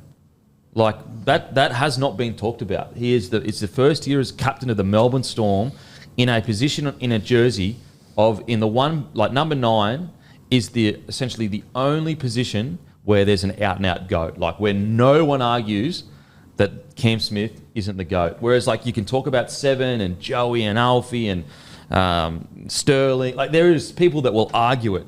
No one argues the 9. So think about the pressure. Not only is he taking over the captaincy, I know there was captains in between him and Smithy, but he's taken over the Cam Smith's captaincy. But his position as well, he leads them to a minor premiership with 3 weeks to go and into a grand final where they don't play their best, but they hang in the contest and ends up being 14-6. I just think he deserves his flowers. It's been an incredible year for Harry Grant. Not to mention, he's literally the only spine member who hasn't won a comp himself. Yeah, absolutely. And he was the one they chose to be captain. Yep. And what a captain's knock. Like, first opportunity gets down their scores. First opportunity. He's remarkable. And like you mentioned, the gap from Cameron Smith to the next best hooker of all time. You look at the Melbourne Storm, and Harry Grant, his impact there.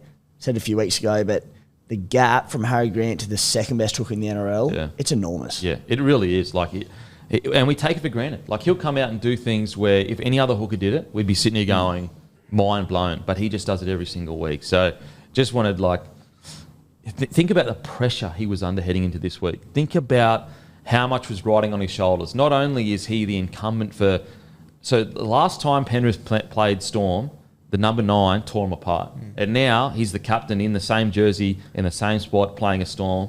He didn't go to water. He didn't crumble. Yeah, they didn't get the victory, but he still played really well. And I think you also need to remember, for as good as Harry Grant is, he's never played a game at that intensity for 80 minutes. Like, he's played Origin 100%, but he plays 35, 40 minutes. Yeah. Like, this was his first stint like that. And, Cameron Smith went on to be one of the great 9s. He lost his first grand final. Yeah. We'll forget that. Like, a lot of these great dynasties or great runs, whether it be Melbourne, Penrith, they all start with grand final losses. And, think of the teams that, the teams that made the grand final on paper compared to this one. Like, the bench for the 2020 Storm side was as I said, Dale, Finucane, Cheese, Tino, and Nico. Whereas the bench this week, and respectfully, and I think they'll be better for it, but it was Wishart, Welsh, Lazarus, and McDonald. Respect. They're not signing as marquee players for other clubs. And mate, you even go back and have a look at that 2006 Melbourne Storm side that lost the grand final. Their bench that day was Adam Blair, Jeremy Smith, Ben Cross, and Nathan Friend. Some pretty fucking handy footballers there. The back row of forward pack was Antonio Kafusi, Cam Smith, Brett White, David Kidwell, Ryan Hoffman, Dallas Johnson. And this is the forward pack. It's Sean Bloor, couldn't get a start at the Tigers. It's Katoa, who was outstanding. Trent Leoro, Josh King, and Kamikamiza. Yep. Compare their centres and wingers last night to Matt Geyer, Matt King, Greg Inglis, Steve Turner. 3 guys there that played Origin. Inglis, one of the most damaging players I've ever seen. Matt King's fucking handy too. Yeah. Like all playing Origin at that point compared to what you're looking at with this current Melbourne Storm side. Like, yeah, it's an incredible effort for them just to be there, and then for them to be alive and in that game with 20 minutes to go, there only be one score in it. I just thought it was a tremendous effort by them. It wasn't the perfect game, but the effort cannot be questioned, and I think it will take them to a premiership over the next year or two. I think that because they're wearing the Melbourne Storm jersey, we're not actually realising they're playing the Melbourne Storm of yesteryear. You know what I mean? Like, they're playing a team with most likely an immortal in it, at the very least a GOAT. You got Isaiah Yeo, one of the greatest 13s of all time. Dylan Edwards has just come out of nowhere. He won't go down as one of the greatest fullbacks of all time. However, this small period of footy he's put together has been as good as you'll see. Yep. Then you've got Brian Tyler, the greatest winger of all. You know what I mean? Like, you're going up against GOAT. So because best front row pairing. Sorry? Front row pairing. Best front row pairing of all time. So, like, yeah, I thought effort-wise, they can hold their head high. Isn't it funny, like, when you talk about those three grand finals, like the 06 Melbourne Storm, they lost to Lockie, in my opinion, the GOAT of that time. You then fast forward to, this Penrith side, they lose that grand final against Cam Smith, GOAT at the time, and now Nathan Cleary sort of stepped into that role. Yeah. Do you want to have a guess who just got named Australian captain? Okay, wait. Okay, who's got named Australian captain? Murray? Nope. Yo. I think I know the answer, yeah. I think I know too. Isaiah Yeo. Isaiah Yeo? Deserved. So Deserved. cool. He would have been my New South Wales captain. Wow. Yeah, Teddy dropped, Cherry Evans dropped. So who's 7? Moses? Looks like it's Moses. Wow. Moses is in the squad, so... Holy.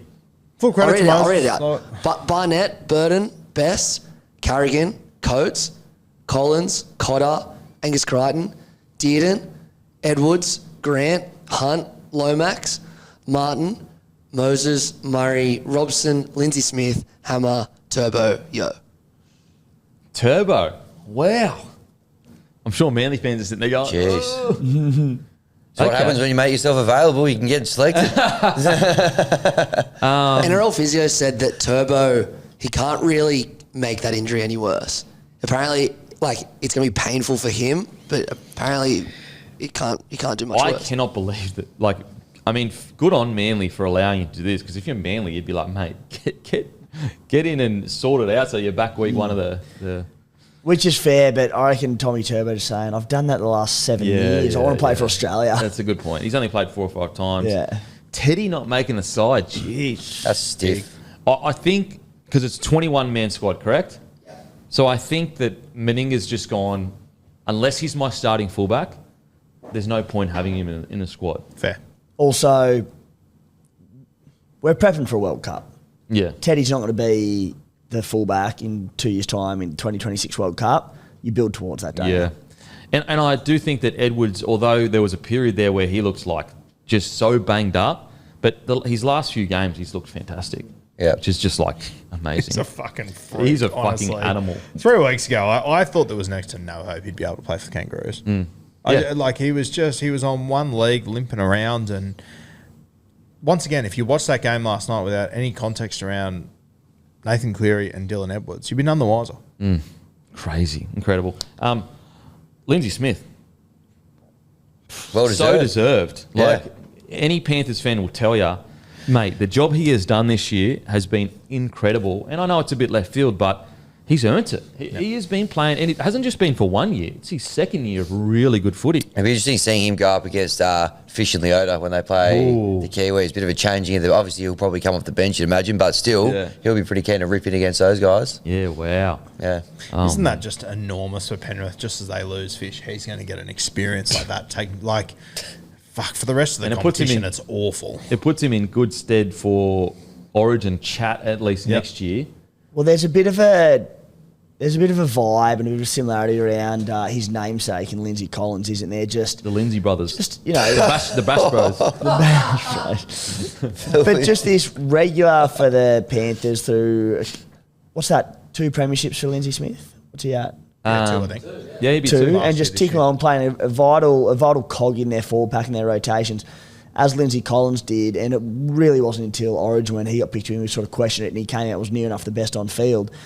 And you're like, now that Lindsay will get his opportunity for the Kangaroos and, maybe that turns into the Blues, he could be our little Lindsay Collins. Yeah, the Lindsay Bros versus the Bash Bros. Fuck, imagine if he kicks on too next year. Oh, Because I personally, I'm hyper confident that it's a matter of time until Liam Henry really explodes too. Like you might find next year that they'll obviously lose a lot with Fish, but if these two can jump out of the ground, which I think they're more than capable of doing. the thing that I just, with Fish, it's not, obviously on the field it's huge. I just wonder that intangible leadership quality That's what that you he can't has. feel. Yeah. That it's almost spiritual. Like you can't measure it. I wonder, but it's the same thing with Crichton. We thought that Critter had the same thing, and he does have the same thing. Look what he did at the Doggies. I think as well, like, would it really shock us if in a year's time we're sitting there going, oh, Leota's got that as well? Yeah. Or Lindsay We were Smith just is distracted by fucking Fish for so long. Yeah, far out. I can't wait for the Lindsay Bros merch. The Lindsay Bros. It's just like it's all buttoned up. It's just a button up. It's all dad shit. Dad shirts and that. Alrighty. That is us done and dusted. Don't forget, guys, next week, huge season review. Brought to you by Grumpy Coffee. Head to grumpycoffee.com.au. Grab your coffee. It'll get to you within a few days. Beautiful coffee. Directly sourced beans from PNG, Colombia, Brazil, Guatemala. Beautiful, beautiful coffee. And also, Aussie footy shorts and bloke footy shorts with pockets are now available. Do not miss out. Once they're gone, they are gone. Make sure to give the Roo a follow, Rugby League Guru, SC Playbook, Hammy. Give them all a follow on their podcast and also on Instagram. Outside of that, we'll go and fuck ourselves. Thank you. Imagine what you could be buying instead. For free and confidential support, call the number on the screen or visit the website.